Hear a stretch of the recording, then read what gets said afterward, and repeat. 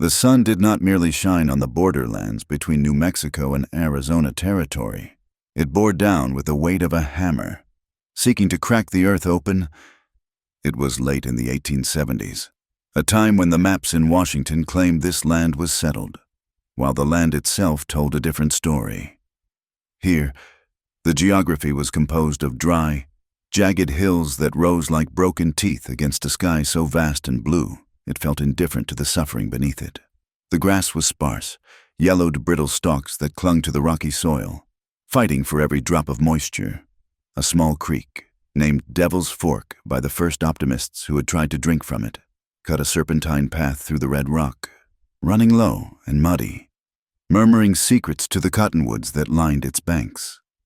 Elias Ward stood near the southern perimeter of his claim, a pair of rusted wire cutters heavy in his gloved hand. He was a man whittled down by the elements, his skin the texture of cured leather, his eyes the color of the storm clouds that rarely came.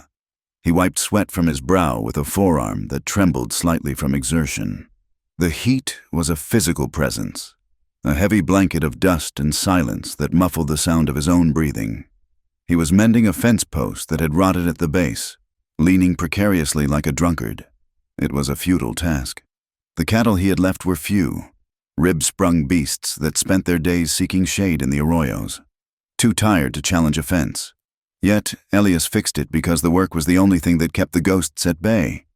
He wrapped the wire tight, twisting it until the metal groaned, the sound sharp in the stillness. His horse, a roan gelding with a coat dulled by dust, stood head down nearby, tail flicking lazily at the relentless flies. The animal was thin, its hip bones pressing against the skin, a mirror of its owner. Elias patted the horse's neck, his touch gentle despite his calloused hands. "Easy, boy," Elias murmured. "We will get some water soon enough." Water was the currency of this life, more precious than the silver dollars he rarely saw. Hauling it from the creek was a daily penance. Elias worked alone. There were no hands to help him, no laughter in the bunkhouse, no smoke rising from the chimney unless he lit the fire himself. The isolation was absolute. It hung over the ranch like the heat haze shimmering off the hardpan.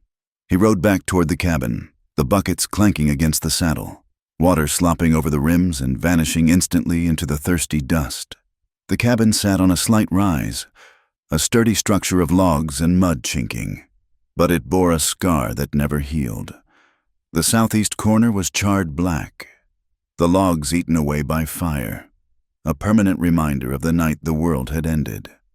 Elias unhooked the buckets and poured the water into the trough, watching the horse drink deep. He walked to the porch and sat heavily on a wooden chair that had once held a cushion sewn by delicate hands. Now it was bare wood. He reached inside his shirt and pulled out a locket, the silver tarnished from contact with his sweat. He clicked it open. The drawing inside was fading. The graphite smudged, but he did not need eyes to see it. A woman with hair pulled back in a severe bun, but with eyes that laughed, holding a child whose face was a blur of innocence. Sarah. And Thomas. He closed the locket with a snap that echoed in the empty yard. Nightmare still woke him, sweat-drenched and gasping, the smell of smoke and the sound of screaming filling the small room. In the daylight, he fought the memories with labor. In the dark, he lost every time. He avoided the town of Red Rock, 10 miles east, unless the larder was completely bare. The town was full of people who looked at him with a mixture of pity and contempt. The man who stayed when he should have run. The man who lived in a graveyard. But flour and coffee were necessities. And 2 days later, Elias was forced to make the ride. Red Rock was a collection of false-fronted buildings clinging to the edge of the desert, looking as if a strong wind might blow the whole settlement into Mexico. He hitched the roan outside the general store, keeping his head down. The boardwalk creaked under his boots. Inside, the air was cooler but thick with the smell of tobacco, pickle brine, and unwashed bodies. 2 men stood by the counter, while a third leaned against a stack of crates. Elias recognized them all, though he wished he did not. There was Jedediah Klein's foreman, a thick-necked man named Barker, and the storekeep, Miller. The third man, dominating the space with his blue uniform and rigid posture, was Lieutenant Briggs from the nearby fort. Briggs had a face that looked carved from granite, with cold, pale eyes that seemed to search for weakness in everything they touched. Elias moved to the back, gathering a sack of beans and a tin of coffee, hoping to be invisible. But in Red Rock, silence was just an invitation for noise. "I tell you, Lieutenant," Barker was saying, his voice rough with grit, "I found another calf gutted near the ridge, not eaten by wolves. Cut, clean cuts. That is Apache work." Briggs nodded. "A sharp, jerky motion. We have reports of runaways from the San Carlos reservation. A small group. They slip the patrol near the river. If they are in the hills, they are desperate, and desperate usually means dangerous." "They are pests," Barker spat, leaning over the counter to spit tobacco juice into a brass spittoon. "Why the Army cannot keep them fenced in is beyond me. We pay taxes for protection, do we not?" The lieutenant stiffened, his hand resting on the hilt of his saber. "The territory is vast, Mr. Barker, and the Apache knows the rock better than any white man. But we will find them. My scouts picked up a trail 3 days ago. Whoever they are moving slow." Miller, the storekeep, weighed a bag of sugar and looked up nervously. "I heard something else. Old Pete, the prospector, he came in yesterday saying he saw smoke where no smoke should be. And he claimed he saw someone tending to a doe caught in a snare.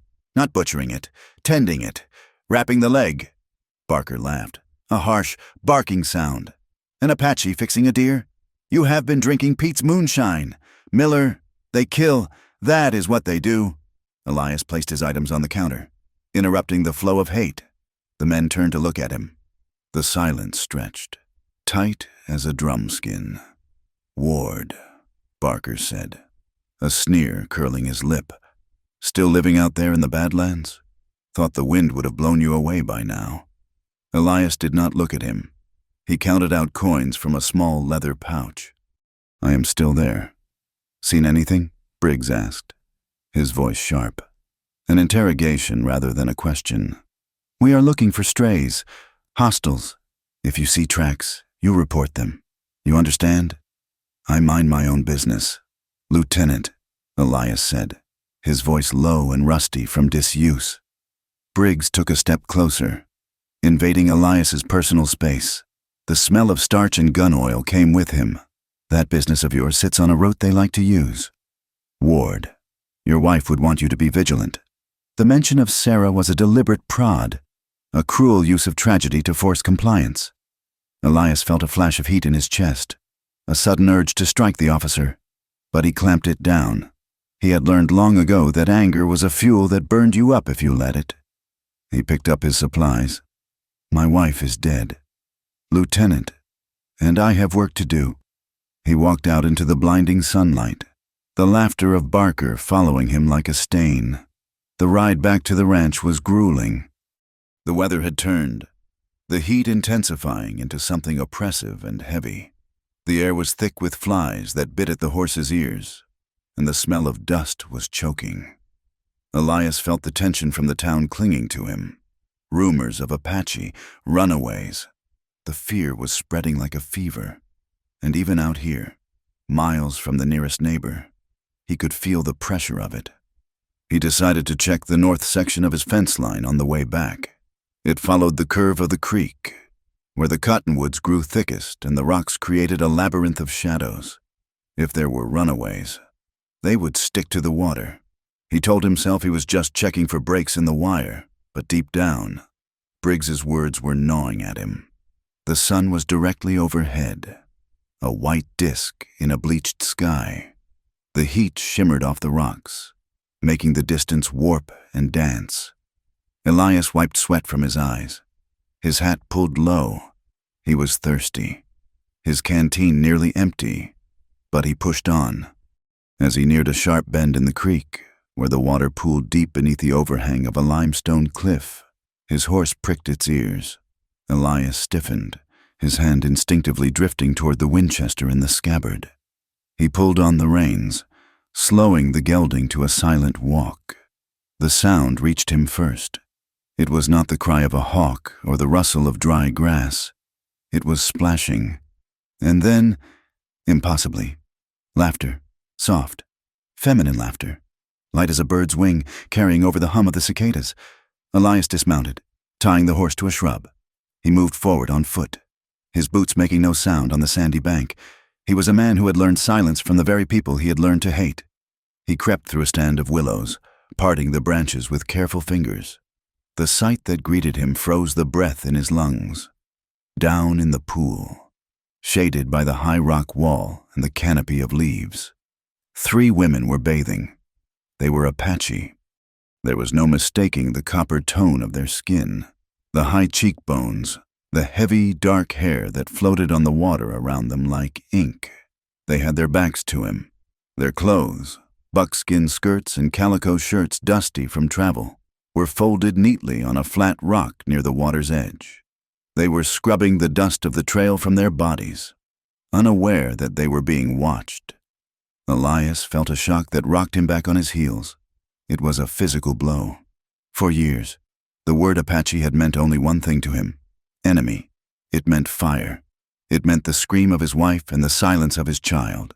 It meant a hatred so deep it had become the foundation of his life. His hand tightened on the rifle he had pulled from the saddle. This was the enemy. Briggs was looking for them. Barker wanted them dead. These were the people who had destroyed his life. He should shout. He should fire a warning shot. He should ride to the fort and bring the cavalry down on them like the wrath of God. But then one of the women turned slightly in the water, splashing water at the youngest one. She was laughing. It was a human sound, a sound of relief, of joy in the cool water after a long, hard journey. Elias watched, and the hatred he expected to feel collided with something else: shame. He was a grown man, hiding in the bushes, watching women bathe. It was indecent. It was cowardly. And looking at them, lean, scarred, washing the dust from their skin, he saw not monsters, but people. They were thin, their ribs showing faintly against their skin. They were fugitives, hunted like animals, yet here they were, stealing a moment of peace in a world that wanted them dead. The image of Sarah flashed in his mind. Not the dead Sarah, but the living one. She would have looked at these women and seen mothers, daughters, sisters.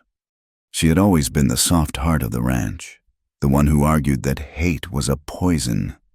Elias lowered the rifle. His heart was hammering against his ribs, a frantic rhythm. He could not do it. He could not bring violence into this quiet place. He could not be the monster they feared. He stepped back, letting the willow branches close. He retreated to his horse, his movements stiff and jerky. He felt a strange, vibrating energy in his limbs. He rummaged in his saddlebag.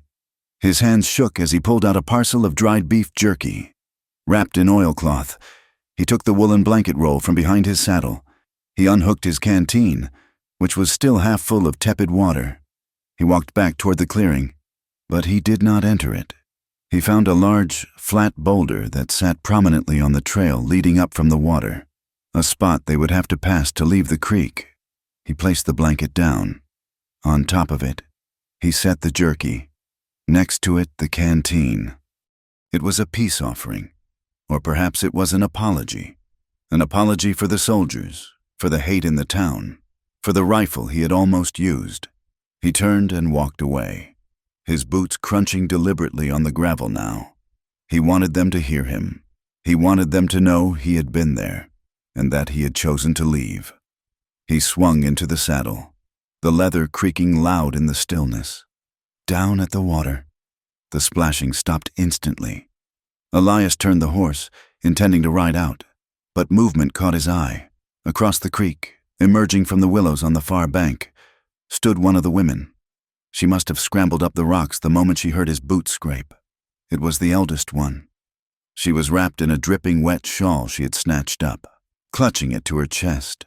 Her hair was plastered to her skull, emphasizing the sharp angles of her face.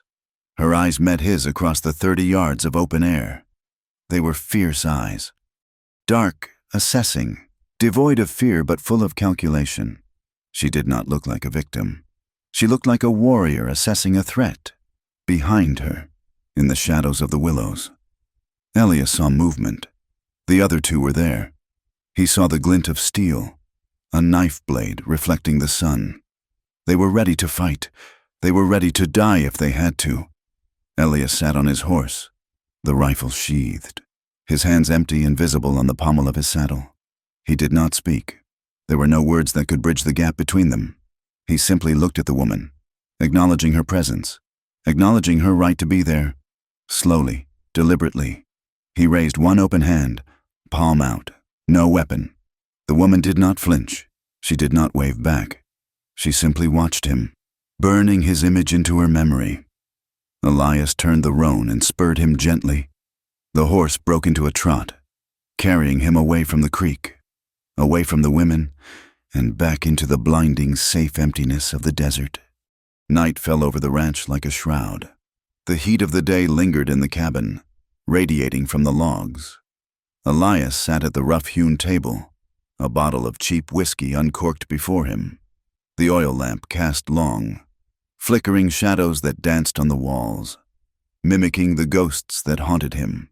He poured a glass and drank it down, the liquor burning a path to his stomach. It did not numb the confusion in his mind. Why had he done it? He stared at the locket lying on the table. The face of his wife seemed to judge him from the tin frame. "I should have ridden to the fort," he whispered to the empty room. "That is what a law-abiding man would do. That is what a husband who lost his wife to a raid would do." But the memory of the laughter in the creek would not leave him. It clashed with the memory of the smoke and the blood.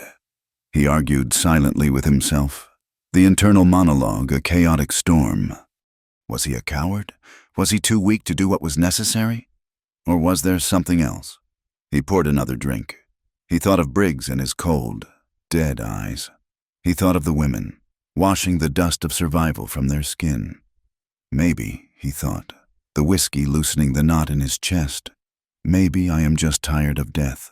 Maybe I have seen enough of it to fill 10 lifetimes. He realized then that by leaving the food and the blanket, he had crossed a line. He had become complicit. If Briggs found out, Elias would be branded a traitor. He could lose the ranch, he could lose his freedom. And yet, looking at the faded drawing of Sarah, he felt a strange sense of calm beneath the fear. She had always told him that mercy was not a weakness. Mercy was the hardest thing a man could carry. "You would have fed them," he said to the picture. "You would have brought them into the kitchen and fed them." He blew out the lamp, plunging the cabin into darkness. But sleep did not come for a long time. Miles away, under the canopy of the cottonwoods, the creek murmured in the darkness. The air was cooling, the desert shedding its heat to the stars. The 3 women sat near the embers of a very small, carefully concealed fire. They were dressed now, their hair drying in the night breeze. Tala, the eldest, sat cross-legged, the woolen blanket Elias had left draped over her shoulders. She ran her fingers over the fabric. It was rough, army-issue wool, but it was warm. On her lap lay the canteen. She uncorked it and sniffed the water, suspicious of poison, but it smelled only of tin and the creek. She took a small sip, then passed it to the others. "He could have killed us," she said in her own tongue. Her voice was low, raspy from days of silence. "He had the rifle. I saw it." Naira sat a little apart, her knees drawn up to her chest. She was the one who had been laughing in the water, though her face now was solemn. She was looking toward the south, where the faint outline of the ranch house could be seen against the starry horizon. "He left food," Naira said softly. She picked up a piece of the jerky. "It is good meat, not spoiled." "Why?" asked Sani, the youngest of them. Hardly more than a girl, she was huddled close to the fire. The scar on her wrist, a souvenir from the mission school, looked silver in the moonlight. She poked at the fire with a stick. "White men shout. They shoot. They do not leave blankets." "Maybe he is crazy," Sani added, a nervous giggle escaping her. "The sun cooks their brains." Tala did not laugh. Her expression remained hard, assessing the darkness. "Crazy or not, he saw us. He knows we are here. We should move." Naira shook her head slowly. "The soldiers are to the east. The patrols are to the north. We have nowhere to go. Tala, not yet. She looked back at the distant ranch house. A single window had been glowing, but now it went dark. He raised his hand. Naira murmured, almost to herself. He raised his hand like a friend. He is not a friend, Tala snapped, her protective instinct flaring. He is a white man on stolen land. Do not forget that. I will not forget, Naira said. But she did not take her eyes off the dark shape of the cabin. Sani shivered, pulling part of the blanket over her legs. Well, crazy or not, I am eating his beef. The three women sat in the quiet dark, the taste of salt beef on their tongues, the warmth of the stranger's blanket around their shoulders. The fear was still there, sharp and biting. But woven through it was a new thread, curiosity, and the unsettling, dangerous question of why a man who should have been their executioner had chosen, instead, to be a ghost. 3 days bled into 4, and the silence of the ranch began to change. It was no longer the empty, hollow silence of a man living alone with his regrets. It was a watchful silence, heavy with unseen presence. Elias Ward went about his chores with a deliberate slowness, pretending that his eyes did not constantly drift toward the high ridges of red rock that bordered his northern pasture. He saw the signs. A man who had lived on the frontier for 15 years did not miss the shifting of the land.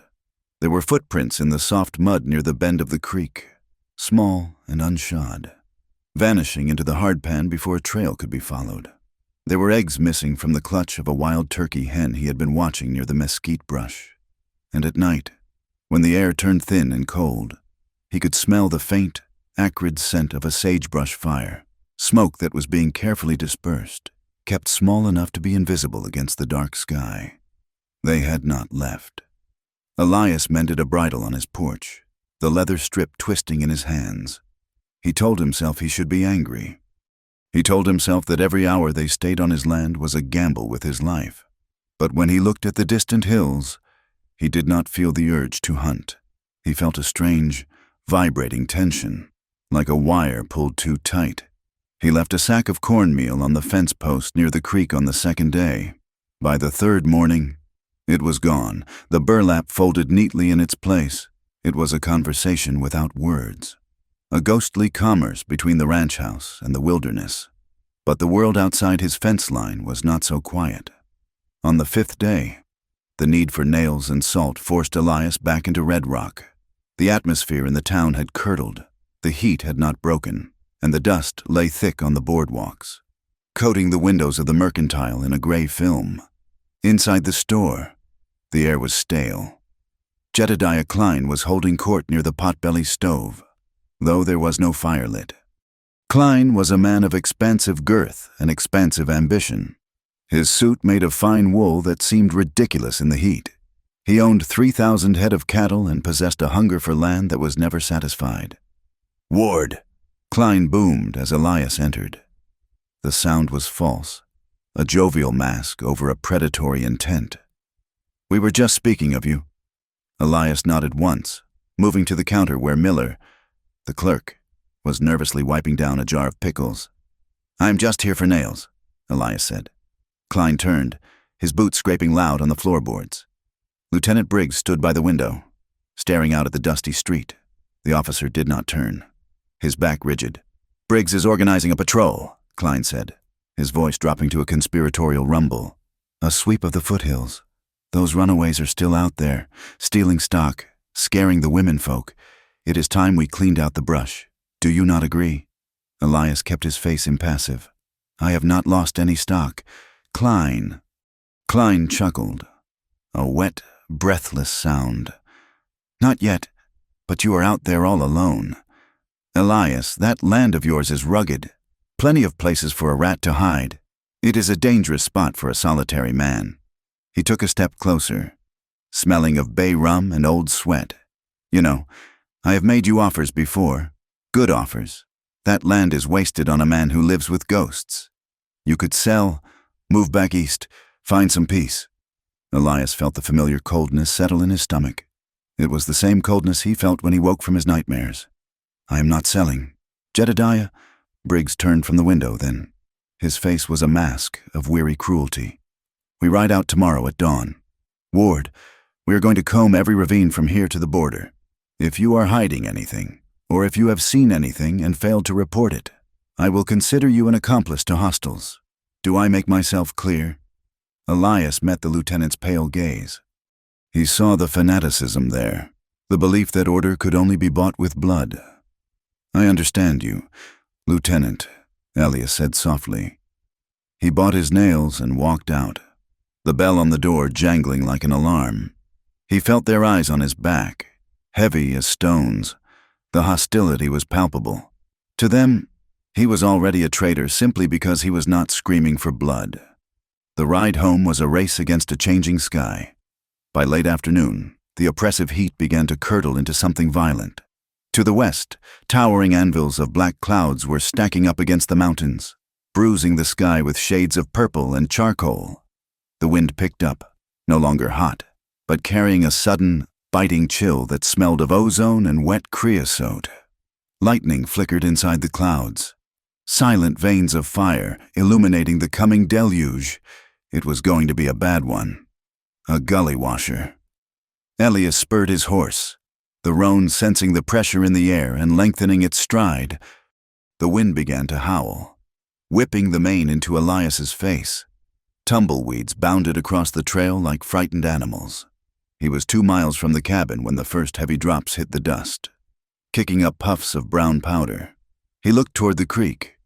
If the storm broke hard in the high country, Devil's Fork would turn into a torrent within the hour. A flash flood could scour the banks clean, taking anything or anyone near it and grinding them against the rocks. He hesitated. The safe path was straight to the barn. To turn toward the creek was foolish. It was dangerous. He cursed aloud, the sound snatched away by the wind. He pulled the reins hard to the left. The roan protested, tossing its head, but Elias kicked its flanks. He rode for the creek, the sky darkening to a premature twilight as the clouds swallowed the sun. He reached the bend where the cottonwoods grew just as the thunder began to growl, a low, continuous rumble that shook the ground. The trees were thrashing in the wind, their leaves showing silver undersides in a panic. He saw them immediately. They were not bathing this time. They were scrambling. The 3 women were near the water's edge, gathering herbs and filling water skins with frantic haste. They were fully clothed in their buckskins, their dark hair whipped by the gale. Elias pulled his horse up, the animal dancing nervously on the loose stones. "Get back!" he shouted, his voice cracking against the wind. "The water is rising!" The reaction was instantaneous. Tala spun around, and in a heartbeat, a Winchester rifle was pressed to her shoulder. The dark boar aimed directly at Elias's chest. Her face was a snarl of defiance. Sani, the young one, dropped the waterskin and pulled a long knife from her belt, crouching low. Naira stood in the center, her hands empty, placing her body between the weapon and the rider. The standoff froze them in a tableau of violence, lit by a sudden flash of lightning that turned the world stark white for a second. Elias raised his hands slowly, showing his empty palms. He had to scream to be heard over the rising wind. "I am not the army," he yelled. "Look at the sky." Tala did not lower the rifle. Her finger was tight on the trigger guard. She yelled something in Apache, a sharp command, but her eyes never left Elias's face. She was deciding whether to kill him. "The storm is coming," Elias shouted. "Desperate now. A flood. You cannot stay here. Briggs has a patrol coming at dawn. You are trapped." Naira looked up at the sky, then back at Elias. She saw the fear in him. Not fear of the gun, but fear of the sky. She saw the exhaustion in his face, the same look she had seen when he left the blanket. She put a hand on Tala's rifle barrel.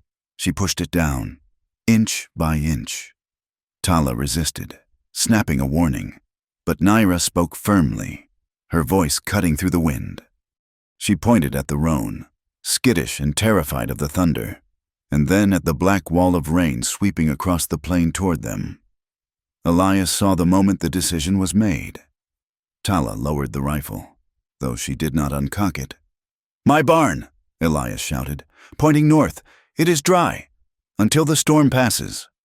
Tala looked at the barn in the distance, then at the deluge rushing toward them. She nodded. A single, sharp jerk of her chin. They moved. The storm hit them with the force of a physical blow before they made it halfway. The sky opened up, dumping sheets of freezing rain that turned the dust instantly to slick, sucking mud. The temperature dropped 20 degrees in minutes. The wind screamed, tearing at their clothes. Elias kept the horse at a walk, shielding his face with his hat. The women walked behind him, heads down, struggling against the gale. They crossed a dry wash that was rapidly filling with brown, churning water. As the roan stepped up the slick bank, its rear hoof slid on a wet rock. The horse panicked, scrambling, its hindquarters going down. Elias fought the reins, trying to keep the animal from rolling and crushing its leg. "Steady!" he roared. Suddenly, hands were there. Naira and Sani were in the mud, shoving against the horse's flank, their boots slipping in the muck. Tala grabbed the bridle, ignoring the snapping teeth of the terrified animal, and pulled its head down. "Heave!" Elias shouted. Together, man and women, they pushed and pulled. The horse found purchase, lunging up the bank, trembling and snorting. Elias slid from the saddle, landing in the mud next to Sani. For a second, he was shoulder to shoulder with the young Apache woman, both of them panting, soaked to the bone. She looked at him, eyes wide with adrenaline, and gave a sharp, breathless nod. They reached the ranch yard as the hail began to fall, small white stones bouncing off the porch. Elias led the way to the barn. Throwing the double doors open, they stumbled inside, out of the wind, the smell of dry hay and old leather hitting them like a blessing. Elias led the horse to its stall, his hands shaking as he unbuckled the cinch. The women stood near the door, shivering violently. Water pooled around their moccasins. He quickly pulled 3 heavy woolen horse blankets from a rail. He tossed them toward the wagon that sat in the corner of the barn. "There are dry clothes in the tack box," he said, keeping his voice flat. "Old shirts. They will be big, but they are dry. I will turn my back." He walked to the far end of the barn, near the grain bins, and busied himself with the horse. He did not look. He heard the wet slap of soaked buckskin hitting the floor, the rustle of straw, and low murmurs in their language. He heard Sani laugh once, a short, chattering sound of cold relief. He felt a profound sense of dislocation. His barn, usually a place of solitary work and silence, was suddenly filled with life. The air felt charged, electric. He was harboring fugitives. He was breaking the law. And for the first time in years, he felt entirely awake. When the rustling stopped, he turned. They were huddled in the corner on a pile of loose hay, wrapped in the oversized flannel shirts and the horse blankets. They looked small, swallowed by the rough wool. Tala still held the rifle across her lap, but her grip was looser. Elias lit a kerosene lantern and hung it on a nail. The warm, yellow light pushed back the shadows. He sat on an overturned crate, a respectful distance away.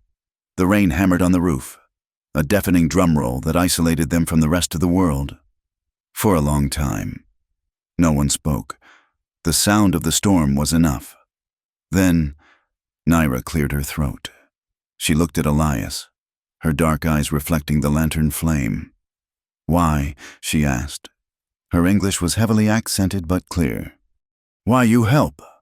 Elias looked at his hands, clasped between his knees. They were stained with mud and grease. "The storm," he said simply. "No one should be out in that." Tala made a sound in her throat, a scoff. "Soldiers would leave us. Soldiers would shoot us in the rain." "I am not a soldier," Elias said. "You are a white man," Tala countered. Her gaze was intense. "Why you live alone? Where is your woman?" The question was like a knife, inserted neatly between his ribs. Elias looked up, staring at the burnt corner of the barn where the shadows were deepest. "She is dead," he said. "Apache?" Tala asked. It was not an accusation, just a request for facts. Elias hesitated. The truth was complicated, a tangled mess of blame that he had never unraveled. "Yes," he said, and no. The women watched him, waiting. The barn felt suddenly very small, the air thick with the weight of unsaid things. "We ran," Sani said suddenly, her voice high and thin. "We ran from the reservation? San Carlos." Tala shot her a warning look, but Sani ignored it. She pulled the blanket tighter around her shoulders. "There was no food. The agent, he sold the beef meant for us. The flour was filled with worms. My brother, he tried to leave to hunt, just to hunt rabbit." She stopped, swallowing hard. "The soldiers shot him. In the back. They said he was escaping."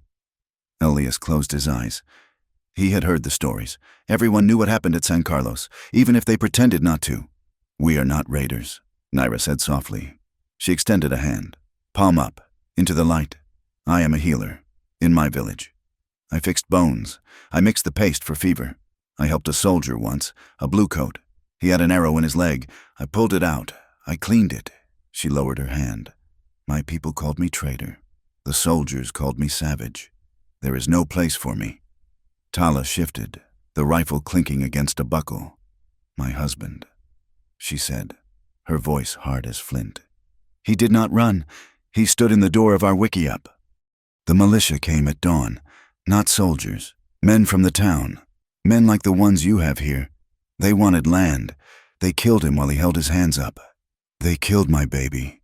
She looked straight at Elias, her eyes dry and burning with an ancient anger. "I do not trust you, white man, but the rain is cold, and my sister is shivering." Elias listened, and the shame washed over him, hotter than the whiskey he drank at night. He felt the weight of his own race, the collective guilt of the uniform Briggs wore and the suit Klein wore. But beneath the shame was anger. "My wife," Elias said, his voice grating in the silence. "Sarah, and my daughter, Thomason. 5 years ago."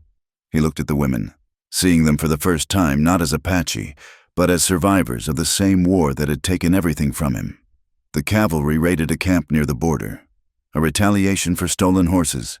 The Apache fought back. They retreated, right through here, right across my yard. He took a breath, the memory vivid and terrible. The soldiers were firing wild. The Apache were firing back. My cabin was caught in the middle. A stray bullet. Just one. It went through the wall. He tapped his chest. It hit Sarah. She was holding the girl. Silence stretched in the barn. Heavy and suffocating. No one cared. Elias whispered. The army said it was regrettable collateral damage. The Apache were gone. There was no one to blame. Just bad luck. Just the cost of settling the West. He looked up and met Naira's eyes. In the dim light, across the expanse of straw and mud, a connection snapped into place. It was not friendship. It was not forgiveness. It was recognition. She looked at him and saw the hole in his life that matched the hole in hers. She saw that grief did not wear a uniform and it did not have a tribe. "There is no clean line," Naira said quietly, "between the victim and the enemy. We are all just bleeding." Elias nodded slowly. He felt exhausted, drained by the confession he had never spoken aloud to another living soul. "You can stay," he said, "until the storm breaks, until the patrol moves east." Tala looked at the barn door, rattling in the wind. And then, Elias rubbed his face with his hands. "Then you go. Briggs will come here eventually. If he finds you, he hangs me, and he shoots you. We have nowhere to go," Sani whispered. Elias did not answer. He knew it was true. The world was shrinking. The fences were going up. Men like Klein were drawing lines on maps that left no room for people like them. Even he, with his deed and his white skin, was being squeezed out. "We will work," Tala said abruptly. "We do not take charity. We will fix the roof. We will tend the horses. Until the patrol passes." Elias looked at her. He saw the pride that refused to be broken. "Fine," he said. "We wait out the storm." He stood up and walked to the ladder that led to the hayloft. "You sleep down here. It is warmer." "I will take the loft." He climbed the ladder, his boots heavy on the rungs. As he reached the top, he looked down one last time. The 3 women were huddled together, leaning on each other for warmth. They looked like birds caught in a gale, fragile but fierce. Elias lay back in the hay, listening to the rain assault the roof. He gripped the locket in his pocket. his thumb tracing the smooth metal. For the first time in 5 years, the nightmares felt distant. He was not alone in the dark.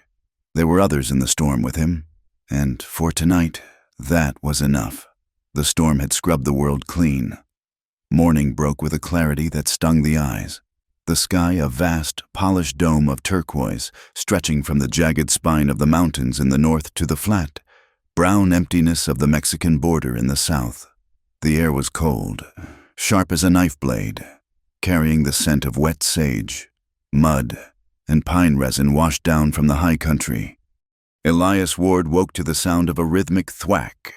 He lay still for a moment, the heavy woolen blanket pulled up to his chin, his breath misting in the chill of the barn loft. For a second, the old habit of solitude tricked him into thinking the sound was just a loose shutter banging in the wind. Then memory flooded back. The rain, the river rising, the 3 women huddled in the corner below. He sat up, groaning as his stiff back protested. He climbed down the ladder, boots heavy on the wooden rungs, expecting to find them asleep or perhaps gone, vanished like smoke now that the danger of the flood had passed. Instead, he found industry. The barn doors were thrown wide open, framing a rectangle of blinding morning light. Outside, in the muddy yard, Tala was swinging a splitting maul. Thwack. She brought it down on a piece of mesquite with terrifying precision, splitting the hard wood cleanly. She worked with a grim, focused intensity, her breath puffing white in the air. Near the stalls, Sani was moving with a quiet grace that belied her youth. She was brushing the roan gelding, her small hands moving in long, soothing strokes along the animal's flank. The horse, usually skittish with strangers, stood hip-shot and relaxed, chewing contentedly on fresh hay. Anira was walking up the slope from the creek, a heavy wooden bucket balanced in each hand. The hem of her buckskin skirt was dark with mud, but her head was high. She saw Elias standing in the barn doorway, blinking in the light, and she paused. "The water is high," she said. Her voice was calm, stripping the morning of any awkwardness. "But it is clear." Elias rubbed a hand over his unshaven jaw. Feeling the scratch of graying stubble, he felt a sudden, sharp pang of shame at being the last one awake on his own land. "I usually haul the water," he said, his voice rough with sleep. "You were sleeping," Naira said simply. She walked past him, the water sloshing rhythmically, and poured it into the trough near the door. "We pay for our shelter." It was not a negotiation. It was a statement of fact. Over the next week, the ranch underwent a strange transformation. The mud dried into a cracked mosaic, and the sun returned with its usual vengeance. But the solitude that had defined Elias's life was fractured. A tentative routine emerged, born of necessity and wary truce. The storm had taken down a section of the corral fence, snapping the cedar posts like matchsticks. Elias set to work digging new post holes, the ground heavy and unforgiving. He expected the women to stay near the house or hide in the barn, but Tala appeared with a shovel. She did not ask for permission. She simply began to dig the next hole in the line, driving the spade into the earth with a grunt of effort. They worked in silence for an hour. The only sounds, the scrape of metal on rock and the wind hissing through the grass. "You dig deep," Elias said eventually, wiping sweat from his forehead. Tala did not look up. "Shallow posts fall when the wind blows. My husband built a corral once. He said if you do not dig deep, the horses will laugh at you." Elias struck a rock with his post hole digger. "Your husband sounds like a man who knew his business." "He knew horses," Tala said, her voice tight. "He did not know men." She attacked the ground with renewed ferocity, and Elias knew enough to let the subject drop. In the afternoons, the heat drove them into the shade of the barn or the overhang of the porch. Sani, whose wrist still bore the chafe marks of the mission school manacles, proved to have a natural gift with the livestock. She would murmur to the chickens, who seemed to follow her like a feathered congregation, and she coaxed the barn cat out of the rafters with nothing but patience and a scrap of dried beef. Elias watched them, learning their competence. They were not helpless refugees. They were survivors who carried their pride like a weapon. One evening, as the sun dipped low and cast long, purple shadows across the yard. Elias sat on the porch step, whittling a replacement peg for a saddle rack. Naira sat nearby, mending a tear in her skirt with a bone needle. Elias cleared his throat. He had been practicing the phrase in his head all day, digging it out of a memory from years ago when he traded with a peaceful band near the fort. "Dagoti," he said, the guttural sounds clumsy on his tongue. Shima." Naira looked up, her needle freezing mid-stitch. A tiny, amused smile tugged at the corner of her mouth. "You said, 'Hello, my mother,'" she corrected gently. Elias felt the heat rise in his neck. "I meant to say friend." Naira set the sewing down. "Shikis," she said softly. The sound was fluid, like water over stone. "Shikis, friend.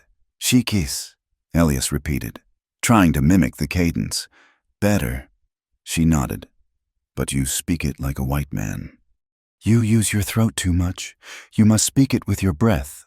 She leaned closer, tapping her own chest. "From here." Elias looked at her. Her eyes were dark, framed by lashes that caught the dying light. For a moment, the cultural chasm between them seemed to shrink to the distance of a few feet of porch board. "I have not had many friends to practice with," Elias admitted. Naira held his gaze. "Nor have I. Later that week, Elias was in the corral with a young filly he had traded for in the spring. She was a wild thing, eyes rolling white, hooves churning the dust every time he approached with the halter.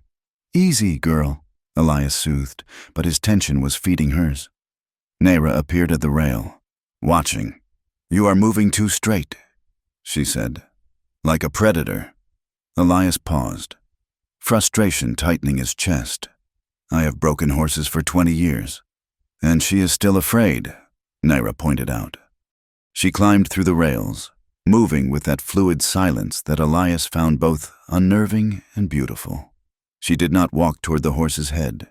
She walked in a slow arc, her body turned sideways, eyes averted. She hummed a low, droning note, a vibration more than a melody. The filly's ears flicked. She stopped dancing. Naira extended a hand, palm down. She did not reach for the nose. She reached for the wither, the place where a foal's mother would groom it. "Touch her here," Naira whispered. Elias moved in, copying her stance. He reached out, his hand trembling slightly. He found the spot on the filly's neck and scratched firmly. The horse let out a long breath and lowered her head. "See?" Naira said, looking up at him. "She trusts the touch, not the rope." Elias looked down. His hand was on the horse's neck. Naira's hand was resting just inches away on the mane. He shifted his grip, and the back of his hand brushed against her knuckles. The contact was electric. It was a sudden jolt of warmth that had nothing to do with the sun. They both pulled back as if burned. The filly threw her head up, startled by the sudden movement. Elias took a step back, his heart hammering against his ribs. Thank you," he stammered. Naira looked at him, her eyes wide, the pupils dilated. She tucked a strand of hair behind her ear, her hand shaking. "I should check the fire," she said quickly. She slipped through the fence rails and walked rapidly toward the house, leaving Elias standing in the dust, staring at his own hand. But while the ranch was becoming a sanctuary, the world outside was sharpening its knives. In Red Rock, the mood was turning ugly. The heat had not broken the resolve of men like Jedediah Klein. It had only cooked their suspicions into paranoia. At the general store, whispers passed between customers like contagion. "Old man Ward is acting strange," a ranch hand muttered, leaning on a cracker barrel. Saw smoke on his north ridge again. "Not a brush fire, cooking fire, and he bought 50 pounds of flour last week," another added. "A single man does not eat that much biscuit." Lieutenant Briggs, sitting in the corner with a map spread over his knees, listened without speaking. His finger traced the contour lines of the valley, circling the location of Elias's ranch. He was a man who detested disorder. An unmonitored variable in his sector was an itch he could not scratch. "Saddle up," Briggs said to his corporal. "We are going to pay Mr. Ward a visit, unannounced." The afternoon sun was blazing when the trouble arrived. Elias was back in the corral, this time with Sani.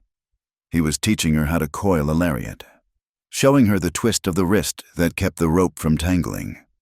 Naira was sitting on the top rail, watching them with a relaxed expression that made her look 10 years younger. Sani threw the loop. It missed the fence post by a yard, landing in the dirt. She groaned, but then laughed, a bright, clear sound that startled the silence. "It is all in the wrist," Elias said, smiling. "Try again. Do not think about it so much." Sani gathered the rope. "Watch me," she teased. "I will catch the post, and then I will catch you." Elias chuckled. Before he could answer, his gaze lifted to the horizon line, past the barn roof. His smile died instantly. Dust, a thin rising plume of brown dust against the blue sky, moving fast along the trail from town. "Riders!" Elias barked. The change in the air was instantaneous. The laughter vanished. Sani dropped the rope. Naira jumped down from the fence, her face pale. "How many?" Tala asked, appearing from the barn shadows with the rifle already in her hand. "3," Elias said, squinting. "Maybe 4. Moving at a gallop." "It is the army," Naira said, her voice flat with dread. She could see the glint of brass buttons even at this distance. "Hide," Elias ordered. "The loft. Under the hay. Go!" Tala hesitated, looking at the rifle. "If they find us, if you shoot, we are all dead." Elias snapped. "Go!" He grabbed Sani by the shoulder and shoved her gently toward the barn. Tala followed, her face a mask of fury and fear. Naira paused for 1 second, looking at Elias. "Be careful," she whispered. Then she was gone. Elias took a deep breath. He dusted his hands on his pants, trying to wipe away the sweat. He picked up the lariat Sani had dropped and hung it on a post. He forced his shoulders to relax, forcing the panic down into his stomach. He walked to the water trough and splashed his face, waiting. 5 minutes later, Lieutenant Briggs rode into the yard, flanked by 2 troopers. Their horses were frothed with sweat, their hooves churning the mud that had not yet fully dried. Briggs pulled up, his horse dancing. He looked down at Elias with eyes that were cold and hard as agates. "Mr. Ward," Briggs said. He did not touch the brim of his hat. "Lieutenant," Elias said. "To what do I owe the honor?" "We are patrolling," Briggs said. "We cut sign of a small party moving west. Footprints, unshod ponies. They seem to be heading toward the creek." Elias leaned against the trough, trying to look casual. "I told you in town. Lieutenant, I have not seen anyone." Briggs dismounted. His boots hit the ground with a heavy thud. He walked slowly around the yard, his spurs jingling. He looked at the corral. He looked at the fresh post holes. "You have been busy," Briggs noted. "Fixing fences. Storm took them down." Elias said. "Alone?" Briggs asked. "That is a lot of digging for one man. I have a strong back." Elias said. Briggs stopped near the barn door. He stared into the dim interior. One of the troopers, a young private with a nervous face, dismounted and walked toward the barn entrance. "Mind if we look?" Briggs asked. It was not a question. Elias stepped forward, his heart slamming against his ribs. "I do mind. Actually, a man's property is his own." Briggs smiled, a thin, mirthless expression. "And the territory is the Army's responsibility. If you are harboring hostiles, Ward, even unknowingly, they could be hiding in there right now, waiting to slit your throat in your sleep. We are doing this for your protection.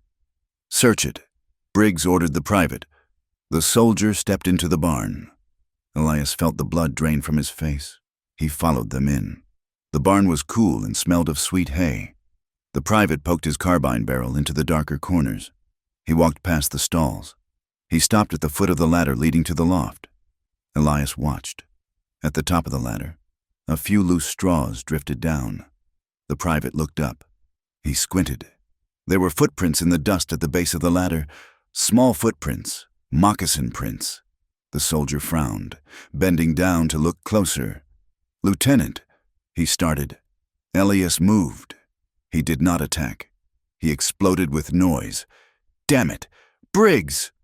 he shouted, his voice echoing off the rafters. "You come onto my land! You insult me! And now you are letting your horses trample my vegetable patch." He pointed wildly out the door, where the soldiers' mounts were indeed drifting toward the small garden plot. Briggs spun around. "Corporal, watch those animals!" The distraction worked. The private at the ladder straightened up, startled by the shouting, and turned to look outside. He stepped away from the footprints, his boots scuffing over them, obliterating the evidence in the dust. "I have grazing rights here," Elias yelled, keeping the volume high. "I do not pay taxes to have the cavalry feed their mounts on my winter squash." Briggs looked annoyed.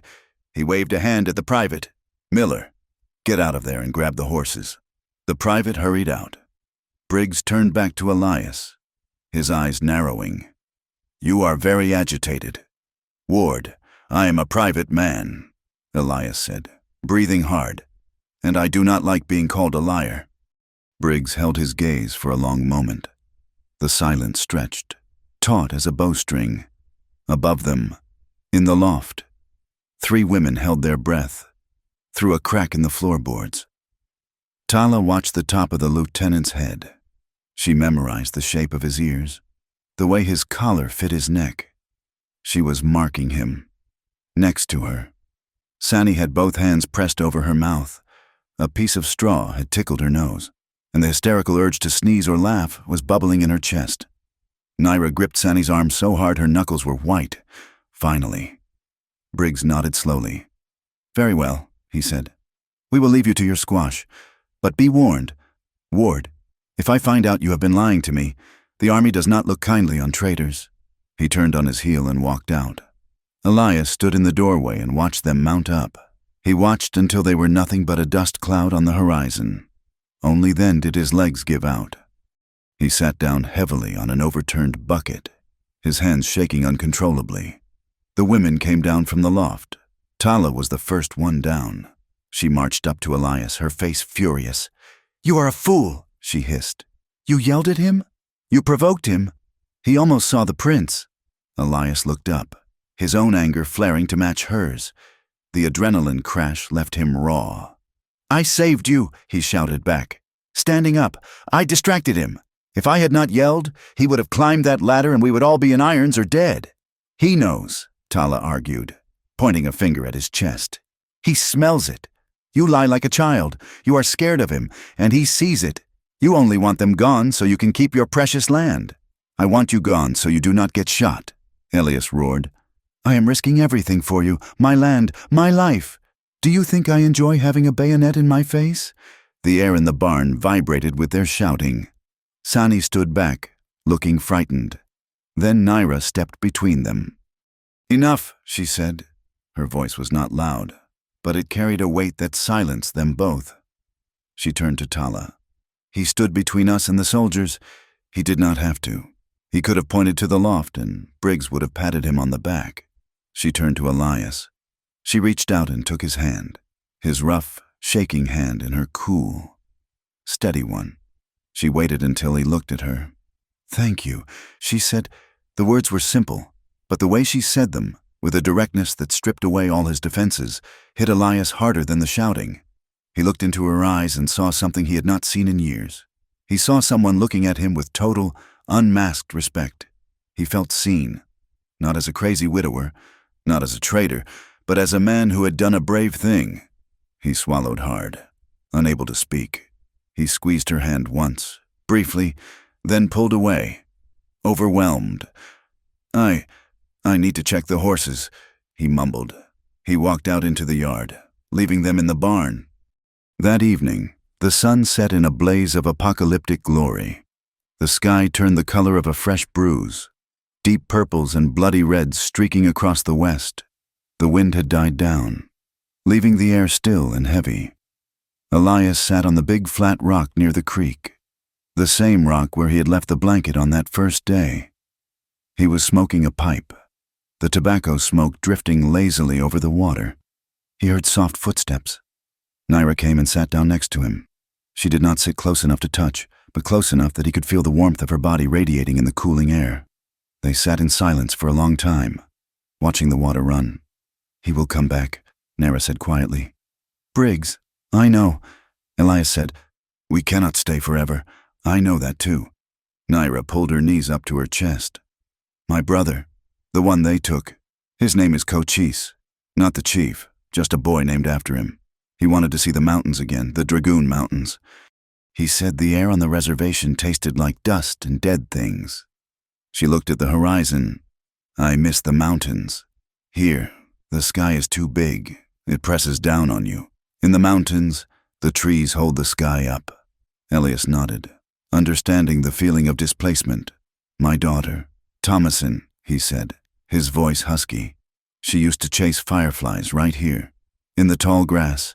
She was 4. She had a laugh that sounded like water bubbling over stones." He took the pipe from his mouth. "I promised her mother I would keep her safe. I built this ranch to be safe. You could not stop the war." "Elias," Naira said, "the war is a storm. You cannot stop the rain by building a fence." Elias looked at her. Her profile was etched against the dying light, sharp and beautiful. "I am tired of the storm," he confessed. "Me too." Naira turned to him. Her gaze dropped to his chest, where the silver locket hung against his shirt.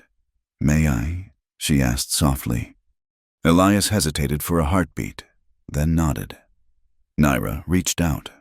Her fingers were calloused from work but gentle. She touched the silver oval. She did not open it. She just held the weight of it in her palm, her knuckles resting against his sternum.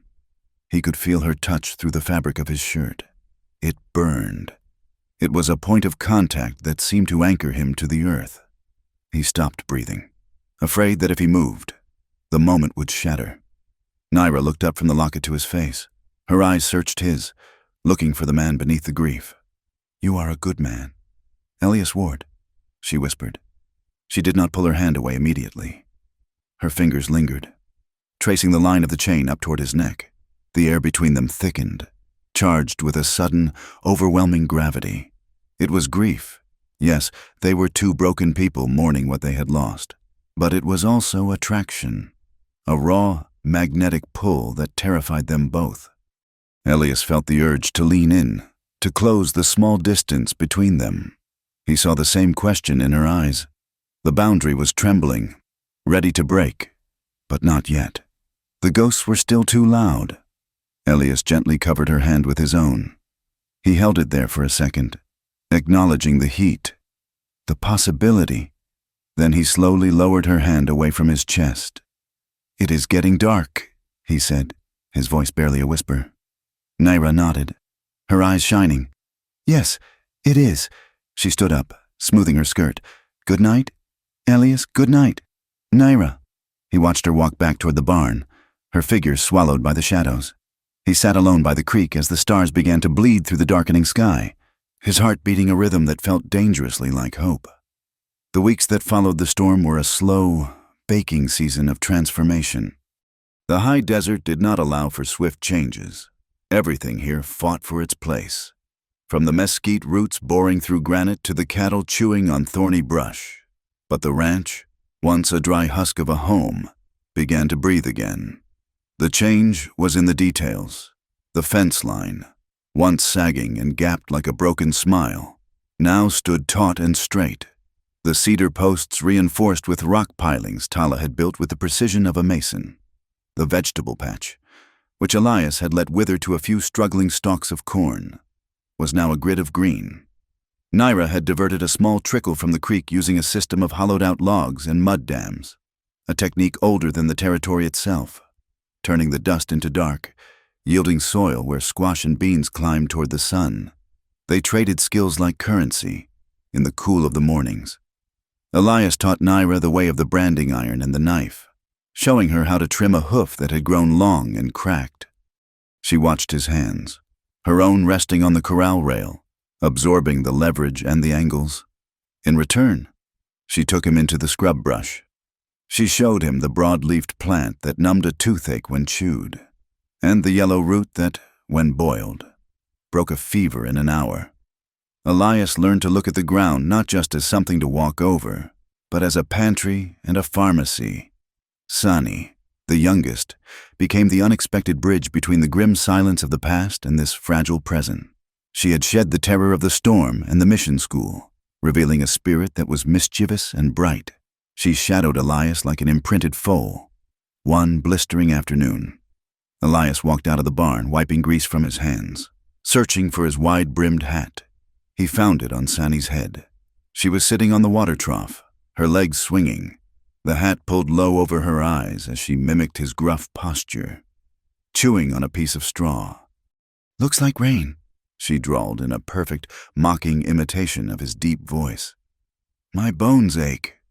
Elias stopped, putting his hands on his hips. He tried to scowl, but the corner of his mouth betrayed him. "That is a fine hat," he said, "for a thief." Sani pushed the brim up with one finger, grinning. "It smells like horse and old sweat. I am doing you a favor by airing it out." "Keep it then," Elias grumbled, turning back to the forge. "But if the sun burns your nose, do not come crying to me." She did keep it, and when he saw her wearing it while feeding the chickens, oversized and ridiculous, he felt a warmth in his chest that had nothing to do with the whiskey he no longer drank in the evenings. Even Tala, the stone wall of the group, began to show cracks. She remained wary, sleeping with the rifle within arm's reach, but she watched Elias with a new, grudging respect. The turning point came on a Tuesday. Elias walked Tala to a flat, fertile strip of land near the bend of the creek, a quarter-mile from the house. He stopped and pointed to the 4 wooden stakes he had driven into the corners of the plot. "The soil here is deep," Elias said, looking at the horizon, "and the water table is high. It would grow good corn, or melons." Tala looked at the stakes, then at him. Her eyes narrowed. "Why do you show me this?" Elias kicked the dirt with his boot. "I'm not asking you to work my fields. Tala, this plot, it is separate. If you plant here, the harvest is yours. To keep, to trade, to store, whatever you decide." Tala walked to the nearest stake. She touched the rough wood.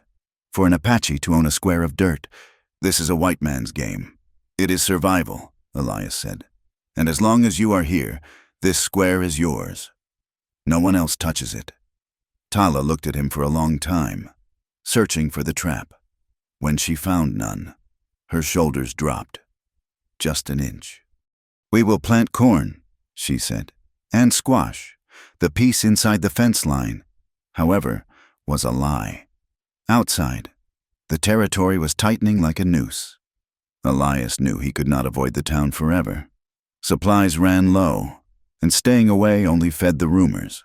When he finally hitched the team to the wagon and rode into Red Rock, he felt the change immediately. The silence that greeted him was not the usual indifference. It was the silence of a held breath before a scream. He walked into the general store, the bell above the door jangling with an accusing loudness. The air inside was stifling. 3 men stood by the counter: Jedediah Klein, Lieutenant Briggs, and a rancher named O'Malley, who had lost 2 cows the week before. They stopped talking the moment Elias entered. Miller, the clerk, looked down at his ledger, refusing to meet Elias's eyes. "I need flour," Elias said, his voice sounding too loud in the quiet room. "And coffee?" 2 pounds. Jedediah Klein turned slowly. He was chewing on a cigar, the end wet and ragged. "You have a lot of mouths to feed, Elias." For a man living alone, Elias placed his money on the counter. A man gets hungry when he works. Briggs stepped away from the wall. He looked thinner than before, his uniform dusty, his eyes rimmed with red. He looked like a man who was hunting a ghost and failing, and he hated Elias for witnessing it. "We found a camp 3 days ago," Briggs said softly. "In the Box Canyon east of here. Ashes, rabbit bones. They are close." "Ward." Elias kept his face impassive, though his heart hammered against his ribs. "It's a big country." "Lieutenant, not that big," Briggs snapped. He closed the distance between them, invading Elias's space. "I have scouts who say the tracks lead toward the water, toward your water." Elias stood his ground, though the smell of the lieutenant's stale sweat and aggression was choking. "My cattle drink at the water. My horses drink there. Tracks are tracks." Klein laughed. A low, ugly sound. "You are playing a dangerous game. Son, you think because you have a deed, you are safe? The law out here is what we make it. If a man harbors savages, if he gives aid to the enemy, that man is no better than the ones who scalp and burn." Klein leaned in, his voice dropping to a growl. "You could lose the land. Elias, you could lose your life. Accidents happen in the dark. A fire starts.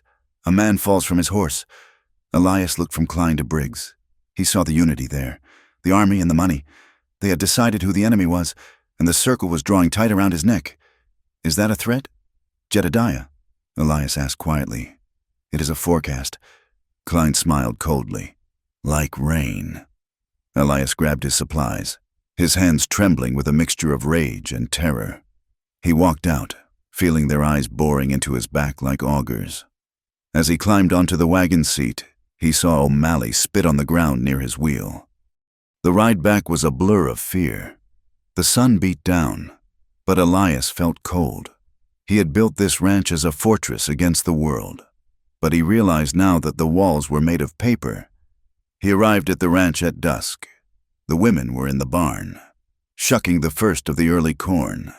They heard the wagon and came out, their faces open, expecting news or perhaps a treat from the store.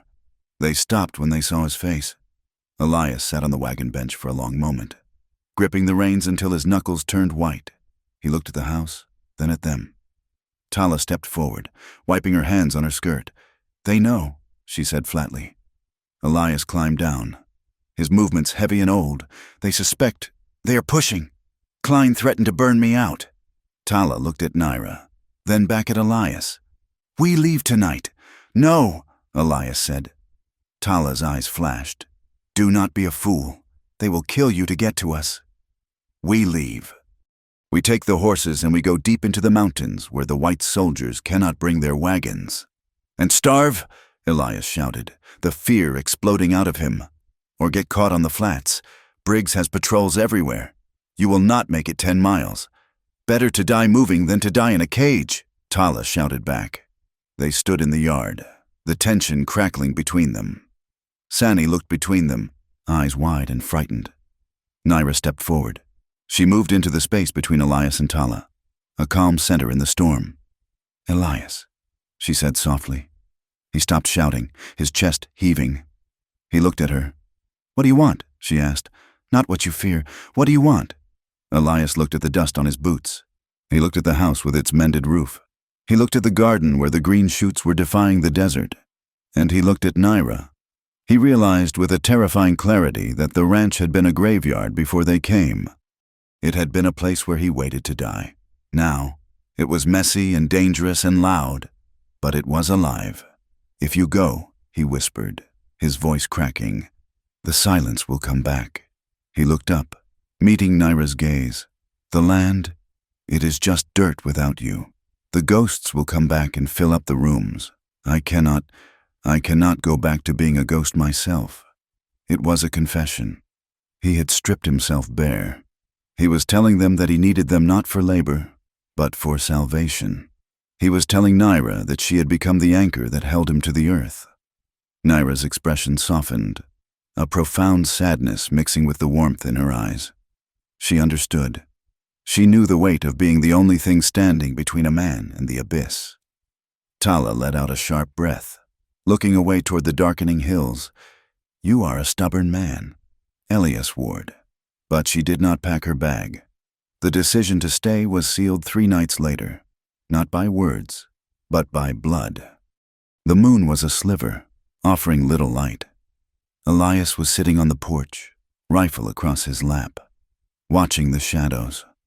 The women were asleep in the barn loft. A sound came from the brush near the creek.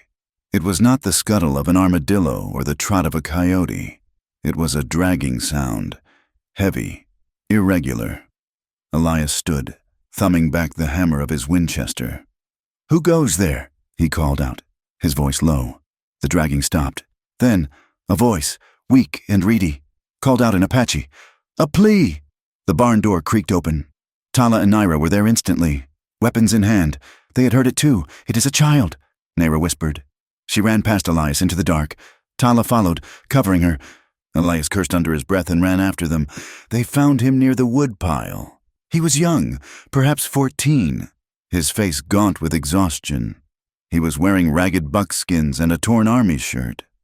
His left leg was a mess of dried blood and festering corruption where a bullet had torn through the muscle days ago. Tala fell to her knees, grabbing the boy's shoulders. "Goyeth?" she asked, her voice shocked. The boy looked at her with glazed eyes, whispering a name. He collapsed into her arms. "He is burning up," Naira said, her hands moving quickly over the wound. "The bullet is still inside. The infection is deep." Elias looked at the boy, then at the horizon. "If he was shot, soldiers are looking for him. If he is here, the trail leads to my door." Tala looked up at Elias, her face a mask of fierce challenge. "He is my cousin's son. We cannot leave him." Elias looked at the boy's heaving chest. This was it, the point of no return. Harboring women was one thing. Harboring a wounded fugitive who had likely been shot by the army was treason. It was a death sentence. "The root cellar," Elias said, his voice hard. "Under the kitchen. It is cool, and the smell of the onions will hide the scent of the blood." Tala nodded, her gratitude flashing in her eyes for a second before she turned back to the boy. They carried him in. The night became a blur of boiled water, torn strips of linen, and the suppressed screams of the boy as Naira dug the lead out of his leg with a knife Elias had sharpened on a whetstone.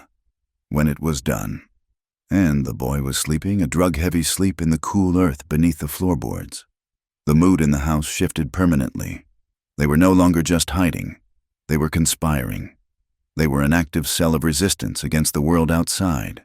Sleep became a luxury they could not afford. They took turns keeping watch. Elias took the first shift, sitting on the porch roof where he could see the approach from the town. Tala took the second, prowling the perimeter like a panther. The third night after the boy arrived, the tension was unbearable. The wind was relentless, a low moan that rattled the window panes.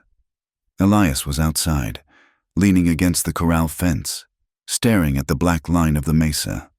He felt stretched thin, his nerves frayed by the constant expectation of violence. He heard the soft crunch of footsteps. He did not turn. He knew who it was.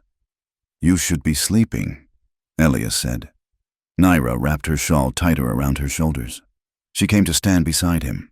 The air was cold, but she radiated a steady warmth. "The boy is sleeping," she said. "His fever has broken." "That is good," Elias said. "He is alive because of you. He is alive because you have steady hands," Elias corrected. Naira turned to face him.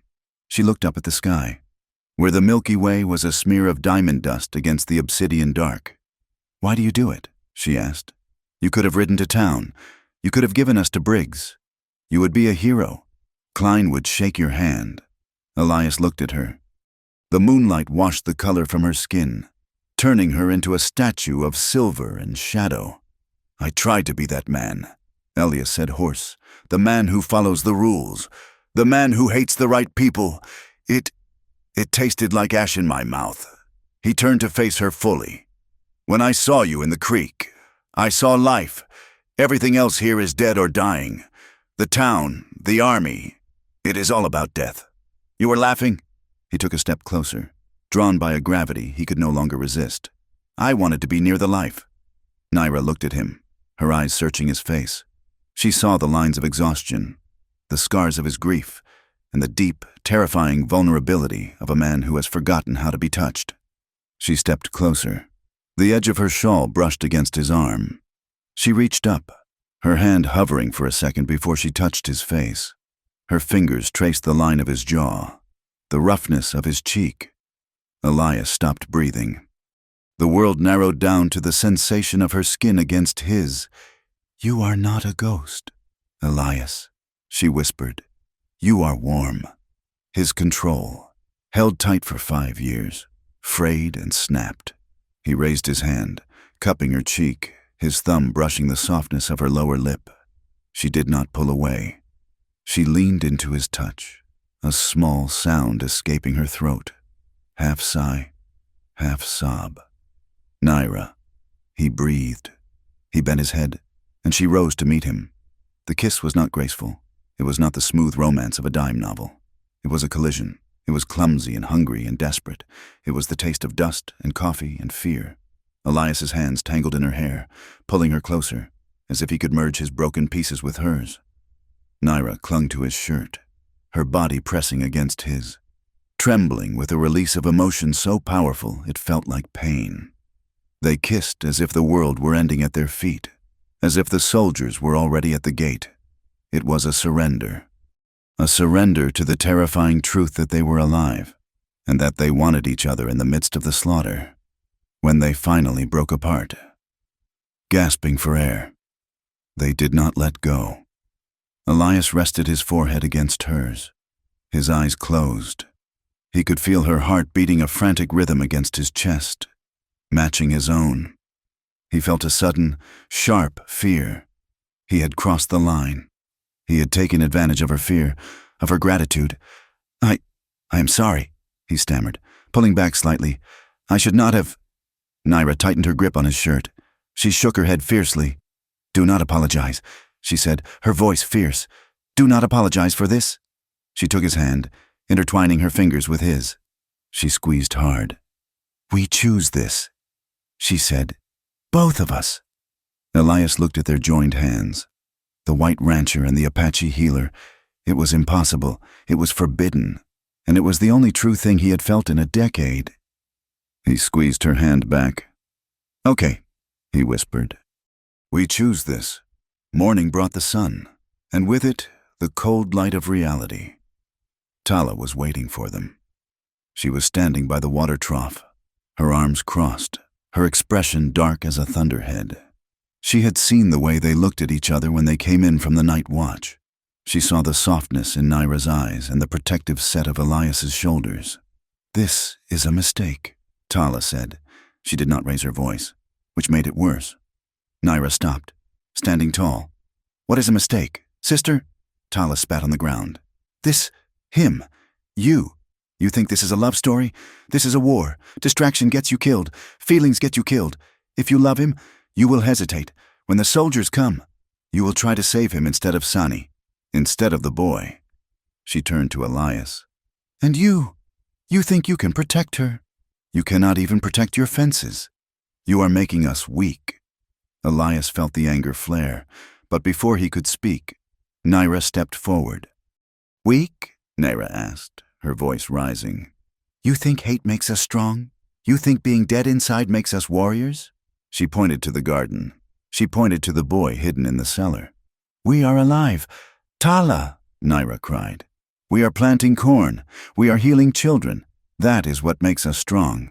And if I find comfort in him, if I find a moment where I do not feel like a hunted animal, I will not apologize for it. I will not apologize for feeling alive. Tala stared at her sister. She saw the fire in Naira's eyes, a fire she had not seen since before the reservation. She saw the defiance. She looked at Elias, then back at Naira. She shook her head, but the anger drained out of her, replaced by a weary sadness. It is not the comfort that scares me, sister, Tala said softly. It is the cost, the price for this kind of joy. It is usually blood. She turned and walked back to the barn, her shoulders heavy. Elias and Naira stood in the yard, the echo of her words hanging in the air. Elias reached for Naira's hand, but a flash of movement on the horizon caught his eye. He froze. On the high ridge to the east, a mile away, a silhouette broke the skyline. A rider. Not a cow wandering, but a man on a horse. The rider was motionless, silhouetted against the morning sun, looking down into the valley, looking directly at the ranch. Elias squinted. He saw the glint of sunlight on a spyglass. Get down, he hissed, pulling Naira toward the porch. But it was too late. The rider wheeled his horse around and galloped away, disappearing behind the ridge. He was riding fast, riding toward town. He saw us, Elias said, a cold dread settling in his stomach. Naira looked at the empty ridge. The haven was broken. The time for hiding was over. Now we find out, she whispered, gripping his hand. Now we find out what the cost will be. The news arrived not with a shout, but with the nervous rattle of a buckboard wagon driven by a man who looked ready to jump out of his own skin. It was Miller, the clerk from the general store, a man whose spine was usually as pliable as a willow branch, but fear had given him a temporary, frantic courage. He found Elias near the southern fence line, miles from the house. Miller did not stop the wagon. He merely slowed it enough to shout, his face pale beneath the brim of his derby hat. "They are coming! Ward!" Miller yelled, his voice cracking. "Klein and the lieutenant, they are calling it a clean sweep. They swore out a warrant this morning. Rustling, harboring fugitives, sedition." Elias gripped the fence post, his knuckles whitening. "When?" "Tonight," Miller hissed, looking over his shoulder at the empty road. "Maybe tomorrow. They are deputizing men. Klein is paying $10 a head for anyone who can hold a rifle. They mean to take the land, Elias, and they mean to hang you." Before Elias could answer, Miller whipped the horses, the buckboard clattering away in a cloud of dust, leaving Elias alone with the weight of the sentence pronounced upon him. He rode back to the ranch house at a gallop. The time for pretending was over. The fragile sanctuary they had built, the mended fences, the green shoots of corn, the laughter near the well, was about to be tested by fire. When he entered the yard, he did not need to speak. Tala looked up from the grindstone where she was sharpening a hoe, and she saw the truth in his face. She set the tool down and picked up her rifle. "How long?" she asked. "Hours," Elias said, sliding from his horse. "Maybe less."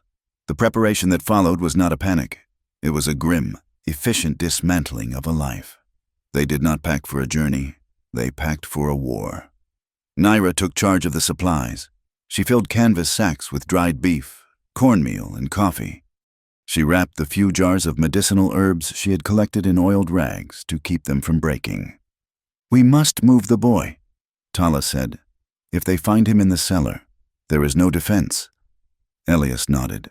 "There is a cave in the limestone ridge, half a mile north. It is small, but deep." They moved Goyath, the young wounded Apache, on a travois made of lodgepole pine. He was awake, his eyes bright with fever and fear, but he did not make a sound as they dragged him over the rough ground. They left him with a canteen and a knife, hidden behind a screen of creosote bush. When they returned to the ranch house, the sky began to turn against them. To the west, a wall of copper-colored dust was rising from the earth, blotting out the sun. It was a haboob, a monstrous suffocating cloud that rolled over the plains like a tidal wave. The wind picked up, screaming through the eaves of the barn, carrying the taste of grit and static electricity. "It is a sign," Sani whispered, clutching her rosary beads. "The earth is angry." "It is cover," Tala corrected, wrapping a scarf around her nose and mouth. "They will not see us until they are on top of us. But we will not see them either." By late afternoon, the world had turned into a twilight of swirling brown chaos. Visibility dropped to the length of a horse. The sand stung their faces and coated their weapons. Elias boarded up the windows of the cabin, leaving only firing slits. They moved the horses into the main corral, but left the gate unlatched, just in case. They waited. The attack did not begin with a bugle call. It began with the shattering of wood. A bullet punched through the wall of the barn, inches from where Asani was crouching. The sound was flat and hard, swallowed instantly by the wind. Then another. Then a volley that sounded like popcorn popping in a skillet. "Get down!" Elias roared. He dove behind the heavy oak table he had overturned near the door.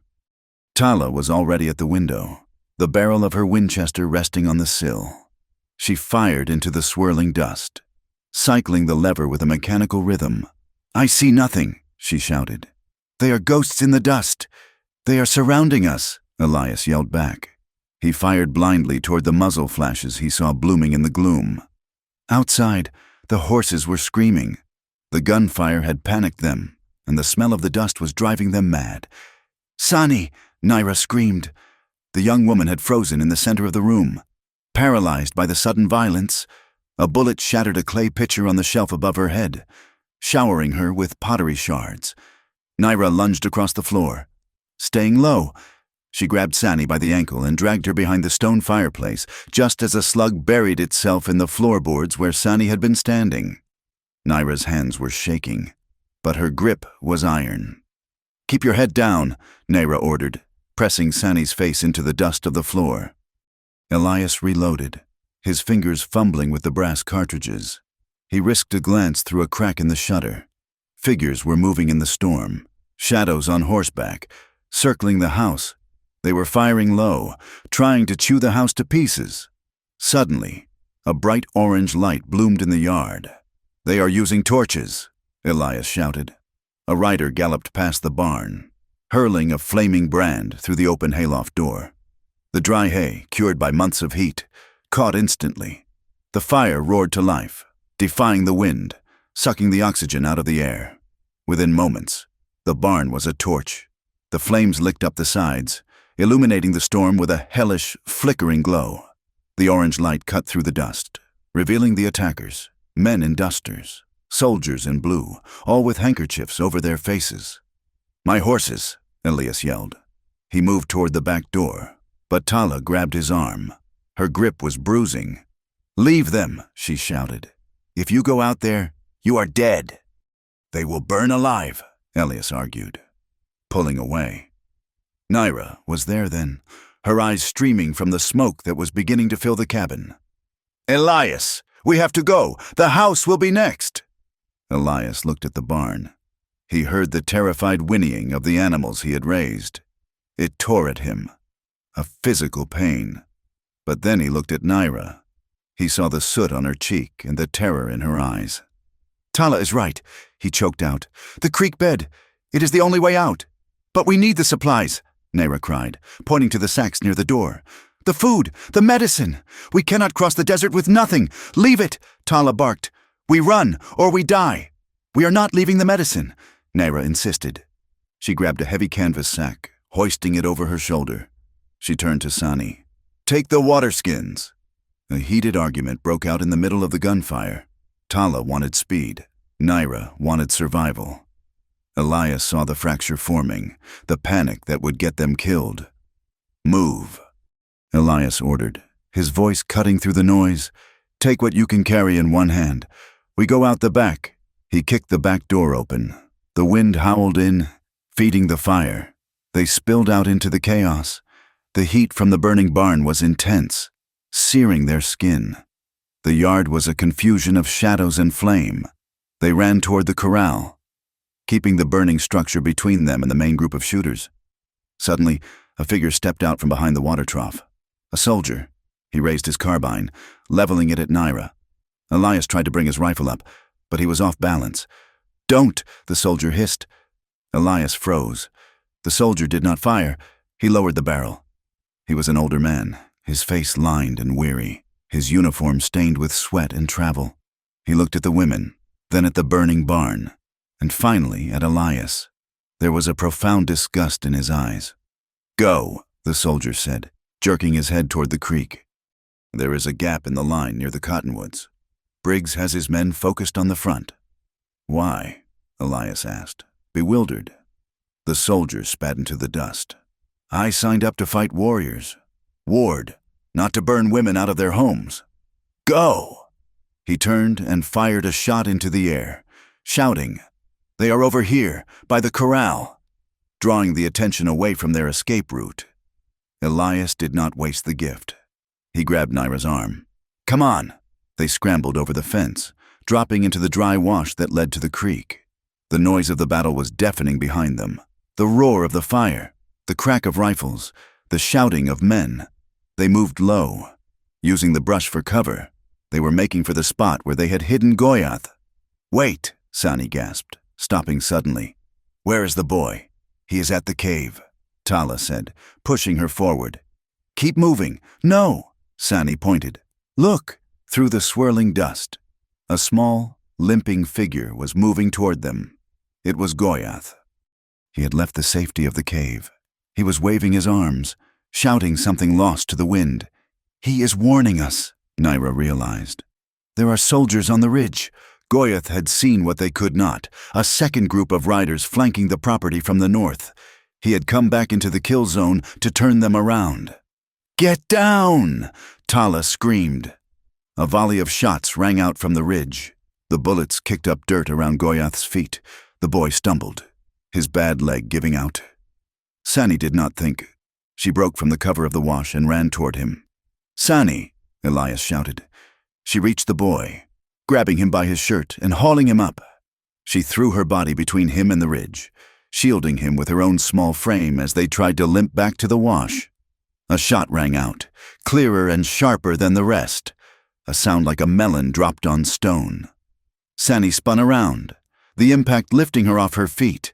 She hit the ground hard. "No!" Naira screamed, a sound that tore her throat. Elias and Tala laid down a withering covering fire, forcing the shooters on the ridge to duck. Naira scrambled out and dragged Sani back into the ditch, with Goyath crawling beside her. They huddled in the mud of the wash. Naira ripped Sani's shirt open. The wound was ugly. The bullet had taken her high in the shoulder, shattering the collarbone and tearing through the muscle. Blood was pulsing out, dark and fast. Sani's face was gray, her eyes rolling back in her head. Naira pressed her hands into the wound, trying to staunch the flow. Her own hands were instantly slick with red. "We have to move," Tala said, though her voice shook. "They are coming." Naira looked up, tears streaking the soot on her face. "She cannot walk." "Then we carry her," Elias said. He handed his rifle to Tala. He scooped Sani up in his arms. She was terrifyingly light. Her head lolled against his chest, her blood soaking into his shirt. "We make for the creek." Elias gasped. "The water will hide our tracks." They stumbled down the wash, the firelight casting long, dancing shadows ahead of them. They reached the bend in the creek, the very spot where Elias had first seen them bathing weeks ago. The water was running black and glossy, reflecting the inferno of the barn on the hill. They stopped. There was nowhere else to go. The soldiers on the ridge had cut off the north. The fire blocked the south. They were pinned against the rock wall, and waiting for them, standing by the water's edge with pistols drawn, were Lieutenant Briggs and Jedediah Klein. They had circled around. They knew the land, too. End of the line. "Ward," Briggs said. His voice was calm, almost conversational. Elias lowered Sani gently to the ground. Naira immediately knelt beside her, pressing a compress to the wound.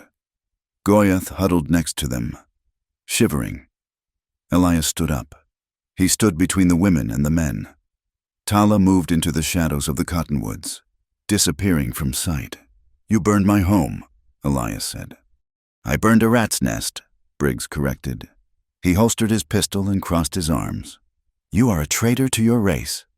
Elias, you chose them over us." "Kind means nothing," Elias spat, the anger cold and hard in his chest. "I have seen your kind. Briggs, you starve children on reservations and call it order. You shoot women in the back and call it justice. If that is being a white man, then I would rather be a dog." Klein chuckled nervously. He looked at the burning ranch house on the hill. "It is a tragedy, really, a fine piece of land ruined, but the soil is still good." He looked at Elias with greedy eyes. "I will give you a choice. Elias, sign the deed over to me right now. I will pay you, let us say, $50. And the lieutenant here might let you walk away. Without the women, of course. They go to the stockade, or the grave." Elias laughed. It was a dry, bitter sound. $50. You are a vulture. Klein, you do not want justice. You want cheap grazing land." Klein shrugged. "Business is business." Briggs uncrossed his arms. "Enough talk. Step aside. Ward." He raised his pistol again. He pointed it not at Elias but at Naira, who was kneeling over Sani. "She is the infection," Briggs said. "The witch who turned you." Elias saw the finger tighten on the trigger. "No!" Elias did not think. He dove. He threw his body across the space between them, placing himself in front of Naira just as the gun cracked. He felt a sear of white-hot pain across his ribs, a graze, fiery and sharp, but he stayed on his feet. From the shadows of the trees, a rifle spoke. Crack! It was a single shot. Tala did not miss. Lieutenant Briggs jerked backward as if kicked by a mule. A dark hole appeared in the center of his chest. He looked down at it, an expression of profound surprise on his face. He crumpled into the water, the splash sounding incredibly loud in the silence. Klein shrieked. He looked at the dead officer, then at the darkness where the shot had come from. His greed evaporated, replaced by pure, animal terror. He dropped his gun and ran. He scrambled up the bank, slipping in the mud, wailing like a child. He disappeared into the night, running from the ghosts he had tried to evict. Silence fell over the creek.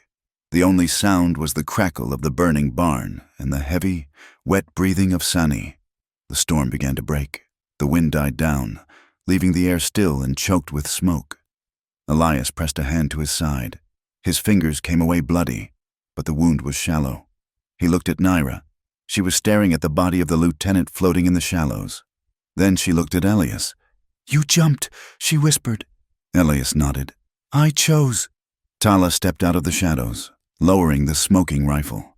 She looked at Briggs, then spat into the water. "It is done," she said. Morning came gray and raw. The sun rose over a scene of devastation. The barn was a heap of smoldering charcoal. The corral fences were black skeletons. The house was standing, but scarred by bullets and smoke. They sat by the creek, exhausted. Sani was alive, but the fever was already rising.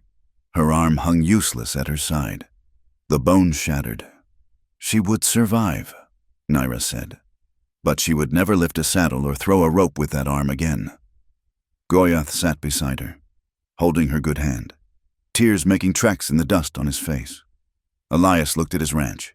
10 years of sweat, 10 years of building a fortress against the world. It was gone, even if they rebuilt the barn. The law would come back. Briggs was dead. The army would send a regiment. There would be no trial, just a rope. "We cannot stay," Tala said. She was washing the soot from her face in the creek. "I know," Elias said. He looked at the open land to the south, the vast, indifferent landscape that swallowed men whole. "Where do we go?" Elias asked. "The reservations are prisons." "The towns are traps." Tala looked north, toward the jagged spine of the mountains that broke the horizon. "There is a valley," she said slowly. "My father took us there when I was a girl, before the soldiers came. It is high up, hidden by narrow canyons. The water is sweet there, and the soil is black." "Is it far?" Naira asked, stroking Sani's hair. "It is hard to find," Tala said. "That is why it is safe." Elias looked at the deed to the ranch, which he had carried in his pocket for 5 years. He took it out. He looked at the legal script, the government seal. It was just paper. He crumbled it up and tossed it into the smoldering remains of the barn. "We take the pack horses," he said. "We take what medicine and food we have left, and we go." He stood up, wincing from the pain in his side. He offered a hand to Naira. She took it. She stood up, steady and strong beside him. "We are not running away." "Elias," she said softly. Elias looked at the group, the fierce warrior, the wounded girl, the young boy, and the healer who held his heart. "No," he said. "We are going home." The journey was not a flight. It was a disappearing act. They moved north and west, pushing into the broken spine of the territory where the maps trailing out of Washington became blank spaces of speculation. The land here was a fortress of geology, a chaotic jumble of slot canyons, limestone ridges, and vast, stony flats where the heat shimmered like spilled oil. Elias Ward rode at the rear of the small column, his eyes constantly scanning the back trail. He wore his hat pulled low, the brim ragged, his body moving in rhythm with a horse that was as tired as he was. Ahead of him, the pack animals trudged with heads down, carrying the meager scrapings of a life. The sacks of seed corn, the tools salvaged from the fire, the few blankets that smelled of smoke and sweat. The land was both their enemy and their only ally. It offered them cover in the deep, twisting arroyos where the sun only reached the bottom for an hour at noon. But it demanded a toll in blood. Every mile was a negotiation with gravity and thirst. The horses' hooves cracked on the flinty ground. Boots wore thin. the leather giving way to the bite of the rock. Sani rode the gentlest mare, her injured arm bound tight against her chest in a sling Naira had fashioned from a torn flour sack. Her recovery was a slow, agonizing season of its own. The infection had receded, thanks to Naira's poultices of sage and heavy clay.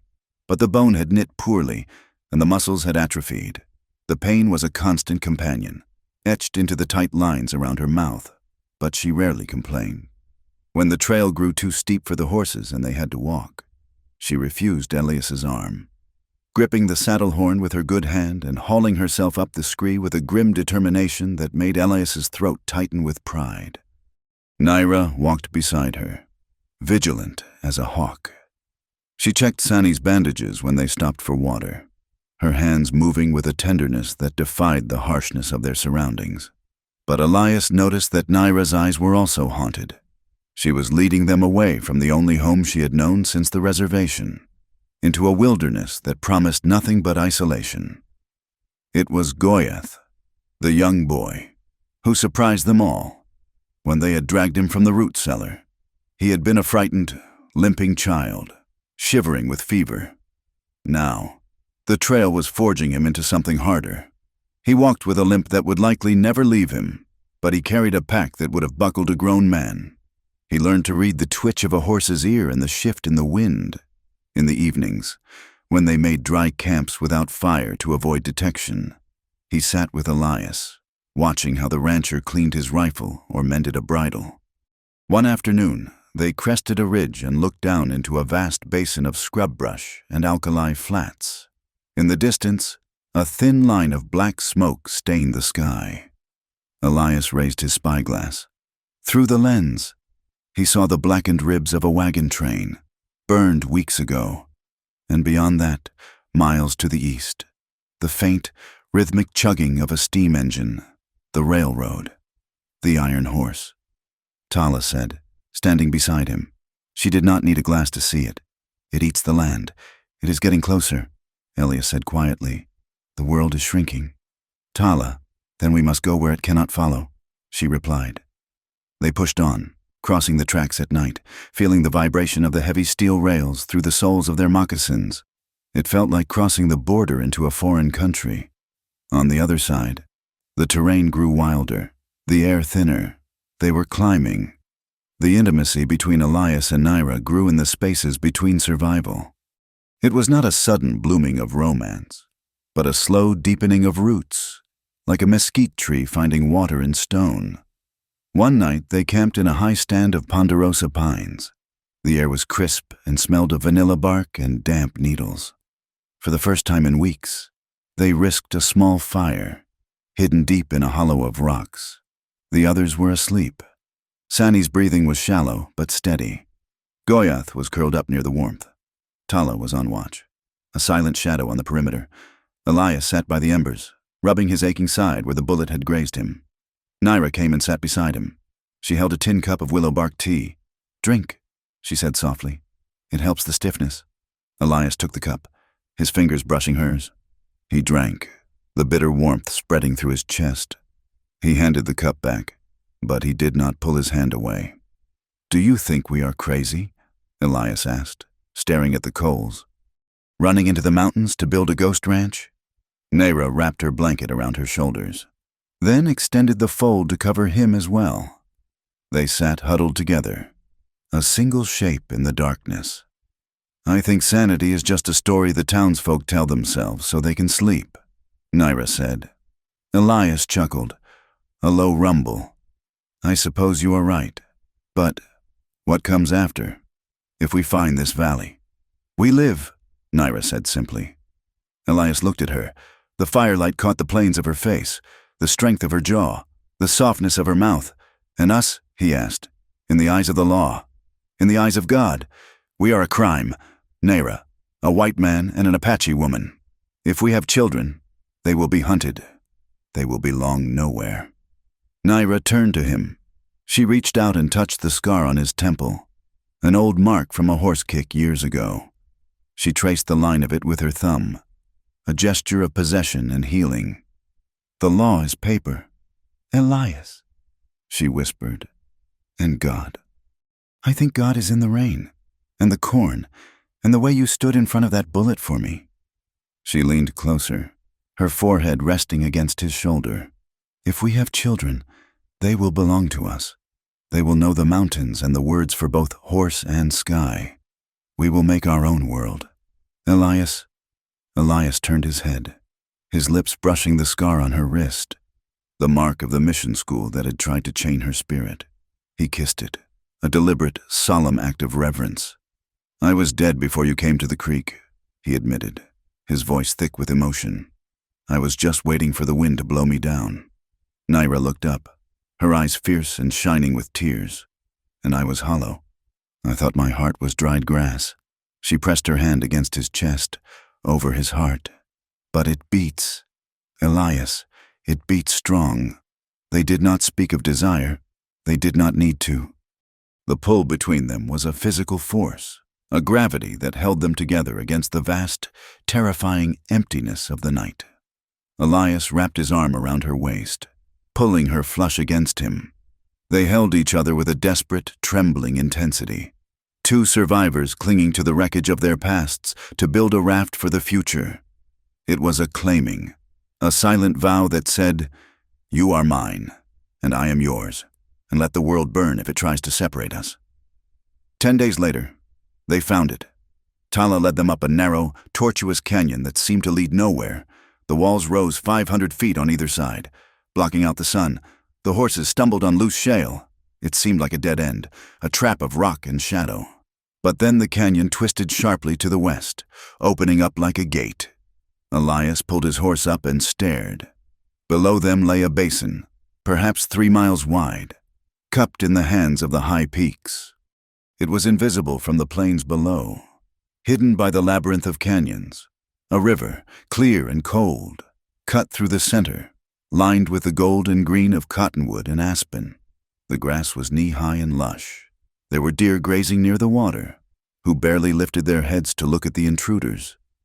"It is as I remembered," Tala said, her voice tight with relief. "It is a fortress." Elias breathed. "It is home," Sani said, smiling for the first time in miles. They descended into the valley, the air growing warmer and sweeter with every step. They set up camp near the bend of the river. They did not rest. The season was turning. Winter would come early in the high country. They began to build.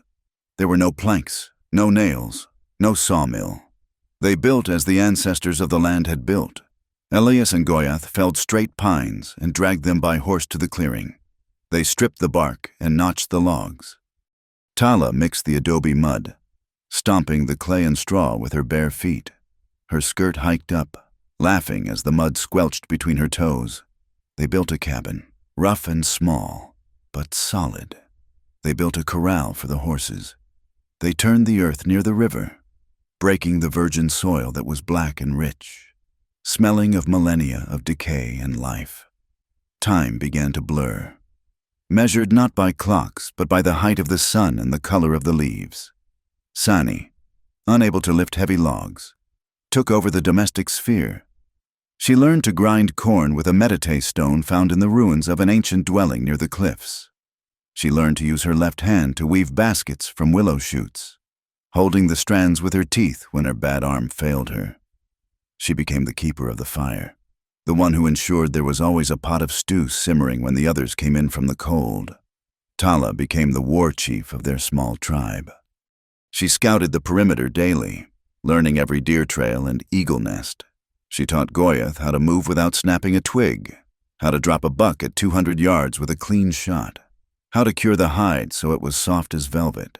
And Elias and Naira worked side by side. They were a team, moving with a synchronicity that came from deep familiarity. When Elias lifted a heavy beam, Naira was there to brace it. When Naira knelt to plant the winter wheat, Elias was there to carry the water. They spoke little during the day, but their eyes met constantly, a silent language of check-ins and reassurances. Months passed. The snow came, burying the valley in white silence, and they sat by the fire, warm and fed, telling stories. Elias told them of the ocean he had seen once as a boy in California. Tala told them of the creation of the world, of the coyote and the spider woman. When the spring thaw finally broke the ice on the river, the outside world paid them a brief, ghostly visit. A trader, a bearded man leading 2 mules loaded with tin pots and calico, stumbled into the mouth of the canyon. He was lost. Looking for a pass to Santa Fe? Tala found him before he saw the cabin. She brought him in at gunpoint, wary and fierce. But the trader was a harmless soul, grateful for a meal and a fire. He ate Sani's venison stew and talked of the news from down below. The territory is quieting down. The trader chewed, though there was a big stir last autumn. A rancher named Ward. Elias froze, his spoon halfway to his mouth. Naira put a hand on his knee under the table. What happened to him? Elias asked, keeping his voice flat. Dead, the trader said confidently. Burned out by hostiles. A whole band of them. They killed an army lieutenant too, a man named Briggs. The army went on a tear, but they never found the bodies. Just the burnt barn and the dead officer. And the rancher? Elias asked. Vanished. Folks say he died in the fire, or the Apaches took him to torture. But the trader leaned in, lowering his voice. There is a rumor in Red Rock that Jed Klein, the cattleman who took over the land, he cannot keep a hand on the place, claims it is haunted. Says he hears a woman singing in the creek at night. Naira smiled into her cup. The trader left the next morning, guided back to the main trail by Goyath. He left behind a sack of sugar and the gift of their anonymity. To the world, Elias Ward was a ghost. To the army, the case was closed. They were free. That evening, as the sun painted the western peaks in shades of violet and rose, Elias asked Naira to walk with him to the river. They stood by the rushing water, the air filled with the scent of thawing earth and new buds. I am a dead man, Elias said, smiling. And you are a ghost. I have never felt more alive, Naira replied. Elias turned to her. He took her hands. They were rougher now, calloused from the hoe and the axe, but to him, they were the most beautiful hands in the world. We cannot go to a church. Naira, there is no priest who would marry us, and no judge who would sign the paper. Naira looked at him. Her eyes were clear and deep as the river. Do we need a paper? Elias? Elias shook his head.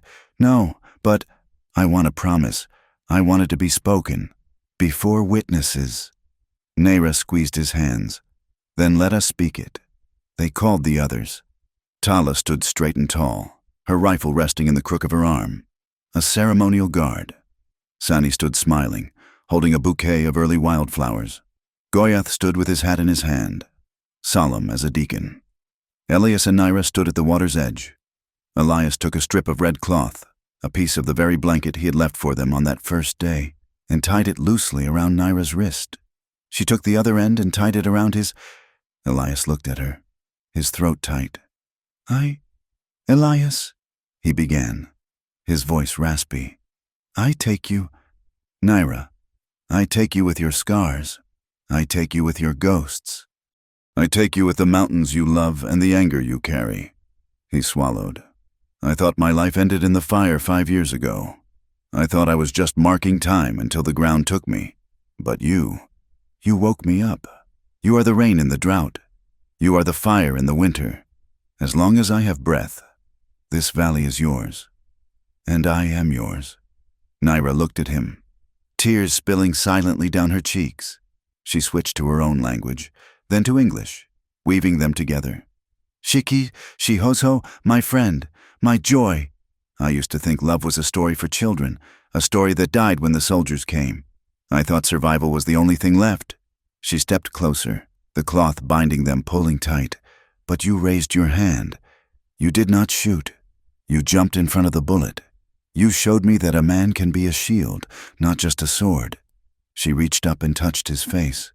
I take you, Elias Ward. I take your grief. I take your stubborn heart. We are the stone and the river. We do not break. She leaned in, and they kissed. It was not the desperate, frightened kiss of the night before the battle. It was a slow, deep seal on a covenant. It was a kiss of peace. Sani cheered, throwing the flowers into the air. Goyath whooped, a high, wild sound that echoed off the canyon walls. Even Tala smiled, a true, cracking smile that changed her whole face. Summer bled into autumn, and the valley turned gold. The cabin had grown. A new room had been added. The harvest had been good. The corn crib was full, and the deer meat was smoking in the shed. On a cool evening, the group gathered around a fire outside the cabin. The sun was sinking behind the rim of the canyon, streaking the sky with apocalyptic reds and soft, bruising purples. The wind sighed through the drying grass, a sound like the earth breathing. Elias sat on a log, smoking his pipe. Naira sat on a blanket beside him, leaning back against his legs. Near her side, resting on the ground, was a small cradle board. It was empty for now, but Elias was carving the headboard from a piece of smooth cedar, working the wood with slow, loving strokes. Naira's hand rested absently on her stomach, a gesture of protective hope. Sani was teaching Goyath a string game, their laughter drifting on the smoke. Tala was cleaning her rifle, the metal gleaming in the firelight, but her posture was relaxed. She was no longer watching the horizon for enemies. She was watching the fire for warmth. Elias looked at them. His family. It was a strange, patchwork family. A white rancher with a dead wife, an Apache healer branded a traitor, a warrior widow, a crippled girl, an orphan boy. They were the refuse of the war, the pieces left over when the maps were drawn and the treaties signed. But they fit. Elias reached down and rested his hand on Naira's shoulder. She tilted her head back, looking up at him upside down, her eyes reflecting the first stars. "What are you thinking?" she asked softly. Elias looked at the canyon walls that shielded them. He looked at the vast, darkening sky. He knew the world out there was still dangerous. He knew that hatred did not die easily, and that civilization was a hungry beast that would eventually come sniffing at their gate. But not tonight. "I was thinking," Elias said, taking the pipe from his mouth. "I was thinking that the corn will be tall next year." Naira smiled, turning her gaze back to the fire. "Yes, it will be." Elias wrapped his arm tighter around her. The creek murmured nearby, the same water that had once divided them, now binding them together. They had carved this piece out of rock and blood. It was rough, it was precarious, it was hidden, but it was theirs. And as the night settled over the hidden valley, the ghosts of the past stood back in the shadows, silent at last, leaving the living to tend the fire. Thank you for journeying with me through the dust and redemption of The Rancher Finds 3 Apache Women. It has been a pleasure to weave this tale of the American West for you. I would love to know, where in the world are you listening to this story from? Please leave a comment below and share your location. If you enjoyed this story, please consider subscribing to From Wild West for more tales of the frontier. And tell me, what did you think of Elias and Naira's choice? Was it right to disappear? Or should they have fought for the ranch? Share your thoughts in English in the comments.